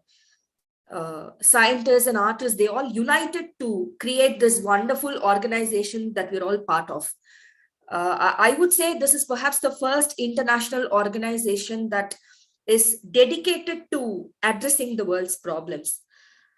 So one discipline cannot do it, and one person cannot do it, just as Peter mentioned. Even a self-actualized individual, for that matter, he cannot do it. We need an individual that taps the full power, the full energies of the collective. We need a collective individual. And WAS is perhaps the right organization because it is all about a network of networks. It's not just one organization. It wants to tap into each network's potential. So, it addresses the broader spectrum. And even in Cadmus articles, you will see no single article addresses just one disciplinary issue. We will see 5 to 6 issues addressed in the same article, all of them interconnected. Thank you, Ranjani. Widolf, please. Is he still here? Yes, I'm coming. Yes, definitely. Okay. I was trying to check and bring Grażyna into the picture. So the idea of interaction and creating the individualistic approach that is aware of what is beyond us, I to we, I to us, and then the comprehension. So it is the semantic understanding, the understanding of the universe as an interacting entity here that we can touch and outside that we cannot. So it is the uncertainty, the knowable uncertainty, and the uncertainty that goes beyond. If we could really start teaching about it, we could really have a chance. As Ranjani mentioned in my closing remarks, I will bring one of the founders of things that and his views on that specific issue. Their response and creating the potential, the possibility of fixing things that were somewhat damaged at that time is the similar situation that we are facing. that revolution with computers and networking also brought something that has never happened before. So we are now in Sputnik 10, around 10 as I counted, situation. The Sputnik 1 provide opportunities, extending our living outside where we could not be, but suddenly we would create new opportunities that we could utilize. This situation now is much more serious because even then, at the Sputnik 1 moment, we had the concept of the truth unless it was designed to be erased. Today, unfortunately, it no longer depends on us. The advent of artificial intelligence, even artificial general intelligence that is already in place, goes far beyond correlation or cross correlations. That specific things goes into the heart of the problem itself. So much so that we have experienced the erasure of truth, where truth is equivalent to misinformation, is equivalent to false information. And the distinction within our eyes, and because of our education of focusing on the eye specialist approach, the depth, narrow depth, with ignoring everything else. And even in the model of T-type or Shah type of a multiple type of depth and breadth, I think our brains are incapable of distinguishing between the different classes of truth. And I do not refer in the philosophical sense. Now I'm referring to the practical sense. The tragedy that we are facing is the erasure between the boundary between truth and falsehood. Our brains have not been and have no chance through natural forces of mutations and evolution to develop that distinction at the moment. We need now new classes of helpers. I have dedicated now my 10 last years into developing digital twins, cognitive digital twins, cognitive that are symbiotic with the environment. And then the latest evolution in that thought was to include now cultural component, mimetic issues. So the comprehension of memes, however, is extremely difficult. And if this is now combined with a situation where truth and untruth are becoming equivalent within our logic, suddenly we are facing with a tragic possibility of erasing ourselves in an unintentional fashion. So I think we are facing now a very, very strange set of possibilities. That transformation and development of new insights into how we can not only survive, forget about any domination, it's a question of existential. For the last maybe 20 years, I've been calling education as existential. Without that education, we won't exist. And now 20 years ago, it was not possible. We did not have the networking that is required to erase that boundary. So we are facing with a catastrophe of our existence. If we will not now change, and if for a second, I would assume that you and I and all of us sitting in this room would be able to do it, it's also another falsehood. My interest has always been in space, in developing new classes of computing architectures. And all of the effort now for the 30 years has gone into developing structures in space. As I will show you, our first satellite cannot be. That was the biggest realization, not the joy from building something as complex as that, but the realization that none of us, I alone, could never build that structure. We had researchers from 16 departments in a reasonable university with 70 advisors from around the globe. Any single part of it is like removing our heart from our body. The body could survive for maybe a few minutes, but we are gone. Removing a part of our brain. We could see, but we couldn't see. So seeing as one is the next transformation that is needed. If we could succeed in it, we might have a chance of actually reaching the depth of our comprehension of what oneness actually ought to mean. Never ever dominating anything, but living not in peace and harmony. The world will live in peace and harmony without us. Exactly.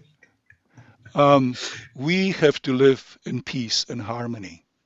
The harmony that will create not only goodness and the joy from that realization in us, but transferring not through our genes, that is not possible, but through our memes, the symbiotic, interactive coexistence to our children, so that they would have a sense how beautiful that could be, and would not be dominated by the desire to fight and win, but to co-create. Exactly. Creation. Thank exactly. you. Thank you, Widolf. And I take just your last words just to jump on something that is for me is really valuable. That is that we need to develop an inclusive education, helping us to understand who really we are, and where we want to go, co-creating our future. And that's something that I like to hear from Peter too and Ranjani if they like. Peter? Yeah, so my view on that is we need to, in our education system, start building capabilities for us to identify and understand the inherent potential in things, right? Because if we are to create who we are to become in the next evolution, as Witold was talking about, the next human evolution of consciousness, where we're thinking in terms of wholes or oneness or systemic, like whatever language you want to apply to that, then we need to be able to think, move beyond task and function into identifying potential, and then breaking down those interim states from potential to understand how we co-evolve forward together. Yes. What's needed in the collective. And those things, I believe, can be taught. Yes. We can learn how to understand our sense of self in the context of a system. We can learn how to identify different states of awareness or being within ourselves and within others. We can learn how to like understand complexity from its patterns in a way that's anchored and grounded in potential and being. Yeah. And so I think as we start rethinking or reimagining how education needs to look, even from our kindergarten years, even from our early childhood states, you know, Absolutely. then we start moving towards consciousness. Now, I'm not in that space of early childhood education, but I do work with a lot of youth. My interest is in how do we move business there, right? Because the corporate and investment world has a significant impact and a significant amount of extraction going on that's leading to some of these systemic challenges that we face globally. So my energy is focused on that right now, but that doesn't sit in isolation to the overall education that we need to engage in collectively as a species, so that we can actually start co-creating, as Witold was saying, co-designing forward as to who do we need to become as a species, as a collective, as a humanity, in order to be value adding to life, all of life in the future, not just our own species, but the whole of life.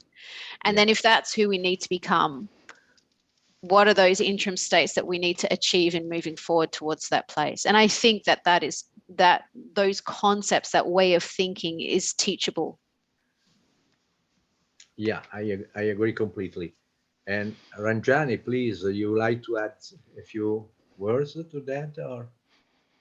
Sure, thank you, Dr. Fiorini. I completely agree with Peter, but I'm very optimistic. So the good news is everything that we are envisioning is already happening. Like UNESCO just recently published a report that calls for a social contract for education, a contract that depends on interconnectivity, interdependence, everything that this group is calling for, integration with arts. So how has this shift come about? I would say it's because of COVID. It has taught us, the pandemic has taught us, we just cannot afford to be irresponsible any longer. I would say it has come to teach us not just the well-established fact that we are all connected, but that we need to co-evolve. COVID has come to teach us that we need to get together. So Madam Irina Bokova yesterday during the inaugural session mentioned this. She mentioned how STEAM education is necessary and it should become normal in the future. And for societal transformation to come about, the study of humanities and arts is mandatory. Yeah, thank you. And thank you. I would like to add a few lines, just as the final lines to be discussed, if you like, because from your words, I think that if we summarize everything in the sense that, for instance, just giving you a little example, AI field is so vast, and that you can have it needs a lot of experience to be an expert, to discretize different applications, the ones that are applying statistics only, from the ones that applying pattern recognition in a deterministic way, from others that applying patterns recognition in a statistical way, giving to different results. And then the point, just a simple example. We don't need, we need the statistics, but with the complementation of the deterministic approaches coupled together, if we want to take into consideration individuality. I mean, you cannot build a satellite by statistical rules. You can build a satellite by deterministic rules. You know where any piece has to go if you want the whole system working properly. And that's something like individuality, you know. There is an individual position for each piece to be put to have a unity that is fully working. And so we have to develop educational ecosystems that are able to inspire students rather than getting through only, you know. And I think that the most crucial use of knowledge and thinking and education is to understand the importance of developing a good mind and a good art. At the same time, going to the core of inner education. So we need art and heart at the same time.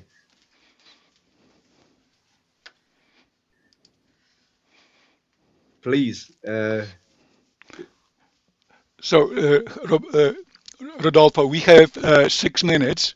Perhaps we could really move into some closing things here. So along the lines of mind, hearts, but also the full awareness that it doesn't end up with us. When we move in the journey, there will be others.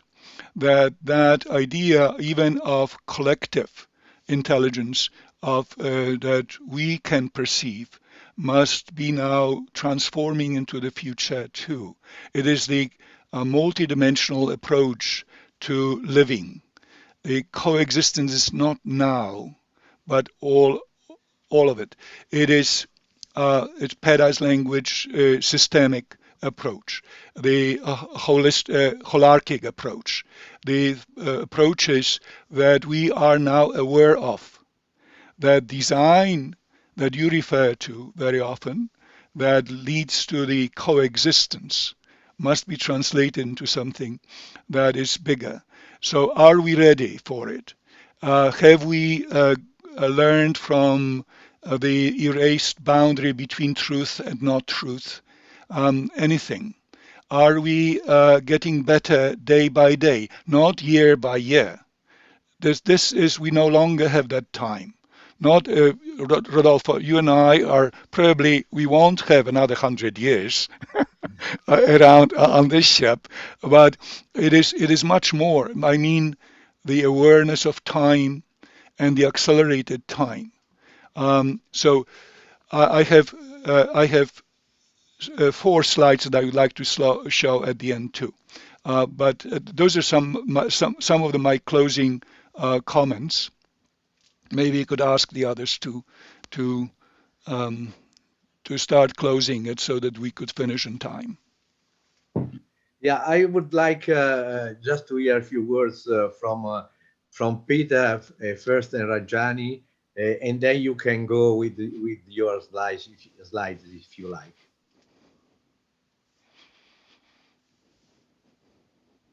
Sorry, I was on mute. Sorry about that.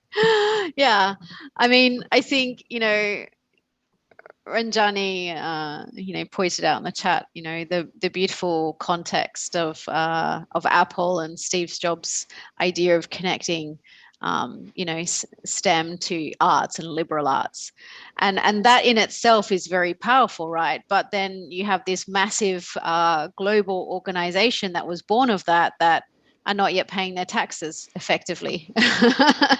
And, we're talking about, really like taking this kind of concept and education all the way through to the ground, because it's not just about inspiring beautiful technology that captures the hearts and minds of people, but what is the impact of what we do across an entire system?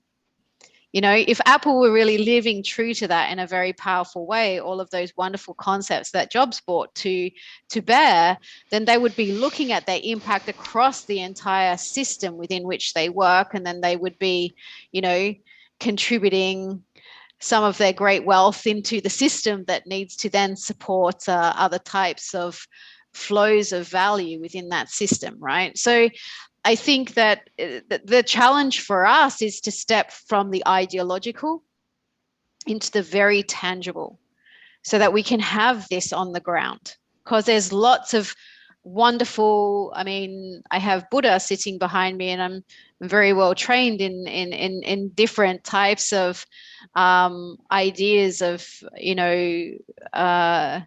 the ascetics and the esoterics. But ultimately, if we're not able to apply that, what is the value of being a monk on a mountain who reaches attainment and enlightenment if we're not able to practice that in the chaos and the craziness of our everyday life, and deal with those challenges that have to breathe deeply, or take that into organizations that feel fragmented and entirely disconnected, So I'm really interested in how do we take this from concept into really on the ground. Yes. And I can tell you that the road is already traced. It's just up to us to be able to follow that. And Ranjani, please. I think you've captured it all. I'd just like to conclude with one question that was raised, a profound question that was raised by Dr. Jonathan Granoff yesterday. He asks, have any students been required to study the Universal Declaration of Human Rights as part of their civics studies? Have any students had compulsory civics education to become aware of the duties and rights of citizenship? So education is all about cultural, psychological, anthropogenic forces coming together. So we can become aware of ourselves and the world around us. This is education to me. Yes. All life is education. Thank you so much. Yes. Yes. And I am not surprised from Jonathan suggestion, because it's so fundamental. Oh, Grazina. Hello, my computer collapsed. I have changed the I'm old so sorry, computer for because the we new are at one, the but end it of our took me some time. Sorry. time. I know that. But it's nice to see you I anyway. was hearing you, but could not do anything, so it was totally not reacting. So sorry. So sorry It for was that. quite suddenly. Yeah. Yeah. I don't know if we have a Widolf, what you like to do. Let me show. It will be 1 minute. Okay. We have to ask the World Academy support if we have a few more minutes. I think we have. There is 10-minute buffer. I need to go though, folks, because I have another meeting now. Okay, Peter, thank you. Thank you. Your contribution was outstanding as usual. Thank you for so having much. me. It's a privilege to be among such incredible thinkers. Thank you so much. Thank you, Peter. Bye. Bye. Peter. Thank you. What I would like to do is now in my, I initially wanted to do it at the beginning, but right now I've been really working on those issues for many years. All my life was really education oriented and technologically oriented. But the ideas that I would like to say that our old Prussian classroom model that was needed after the first industrial revolutions that have happened over here, that were designed to teach as many people as possible using the same program, one fits all for assembly lines, is now changing. But that related to that one eye specialist, in-depth specialist, that resulted in isolation, me-centric approach, dominance approach, and linear reductionist approach. The next industrial revolutions, that is computers and networking, and information and knowledge revolutions, have demanded now that we move into breadth. But it's not only one, but many. The reason is that the previous structure was designed to teach for a lifetime. Today we have many generations, 5 as of today, 5 generations at work, with many jobs evolving.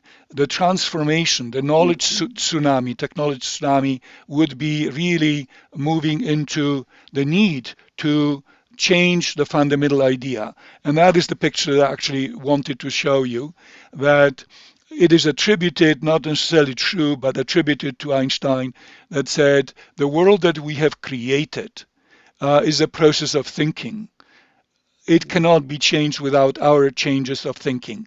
I think this session was about it, was about actually forming new thinking, forming and putting roots into new trees to grow in the next and next and next generations. That's my hope. So we need the Sputnik moments, however. The Sputnik moments now that we are no longer Sputnik 1 moment, but 10, where the changes have been occurring. And as this is the first satellite that we've built, this required many, many people. 130 people worked on that. Each and everyone was needed. That sense of oneness has evolved then. So I would like to thank you also on behalf of Rodolfo and all of us for all of your effort and thinking and leading towards the next step. The Sputnik moment number 10 and or 11th or the 20th or 1001st. There are no limit in that, but what we all know that we need it. The erased boundary between truth and not truth may terminate us. We have to be very, very cautious and very important and live up to this specific sense. So thank you very much. Thank you, Guido. If we have a few minutes more, I'd like to hear from Grazina too, a few lines of thought. The problem is that I haven't heard at least half of what you are starting to talk. And perhaps I would like to turn your attention that the growing new knowledge and education is not a linear process. For the years, I have been studying strategy as a discontinuous process. So it's usually there are some periods with linear developments when we are happy with solutions, but then comes something, a sort of disruption that undermines the value of our present thinking and our present patterns of behavior, and we have to restart thinking from scratch and eliminating, reducing what is a ballast, and inventing the new future. And this strategy also, this type of strategy also refers to education. So we have to learn from the past, but without big sentiments to reject something that does not fit to the new picture. So we should be rather future oriented. And in terms of education, I think that we are actually at the stage of building or developing a new culture of learning, a new culture of combining some features of our cooperation. I mean, those C's, new communication patterns, new collaboration or cooperation patterns, new coordinations, and also managing the complexity of actions. So actually we are capable of undertaking huge undertakings due to our organizational capabilities, due to digital revolution in information, and all of those big transformations start from values. So this is the beginning of every process. So just let me give you the example of green and digital transformations that are put together. And the whole sector of the greening of industry or of this type of changes starts from some prerequisites, and they are values. And those values are of the soft or of the art type of nature. I mean, sensitivity, openness, and those features are being created through the fine arts, not sciences as such that create, you know, the brainers who are capable to build some models and so on. But here we rather need more sensitivity, openness, and those soft features.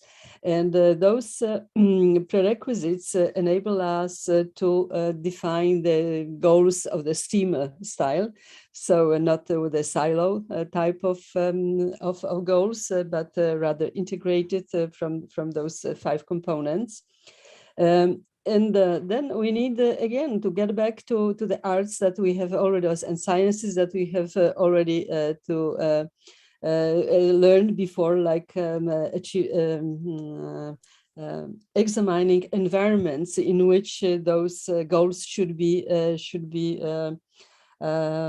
delivered. So it means that they are not goals without context. Always those contexts can differ, and we have to be sensitive to those sometimes tiny differences, but between our regions of the world, there are huge differences in conditions in which those goals can be executed. Then we come back to more applied sciences, social sciences that I represent in my management teaching. So there are different forms of organizing team activities and action learning for the whole teammates. And all those forms of activities have their prerequisites. So we have to identify in what type of environment we are running our activities and how to adapt not only the structure, but also the processes going on within those structures that we have deliberately constructed. Then we have to find out what are the what disciplines are being taken into account. So where there is a knowledge, I mean the bricks of knowledge that could be used for us as a construct for bigger buildings. Then if we agree that sustainability is a common goal and a huge challenge that should integrate our actions, we have to build common language. And again, there is a whole philosophy about being vocabulary, terminology, language that is specific. And sometimes there are some homonyms that the same words mean totally different things in other courses. So common language means that from the cultural point of view, we have to build interfaces.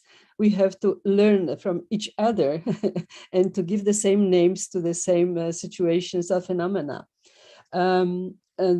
But at the same time, we could also can identify some contradictions. So it is not the very polite process, lacking conflicts, lacking, agreements. We may have different departure points, different proposals. So we also need the facilitation process, the whole facilitation process, how to overcome those conflicts, those contradictions, and how to build something that will be the more homogeneous culture, capable of solving those complex problems in difficult situations, and delivering the value to all the stakeholders that are much broader in their diversity than previous when we worked with the one course of mathematics or whatever.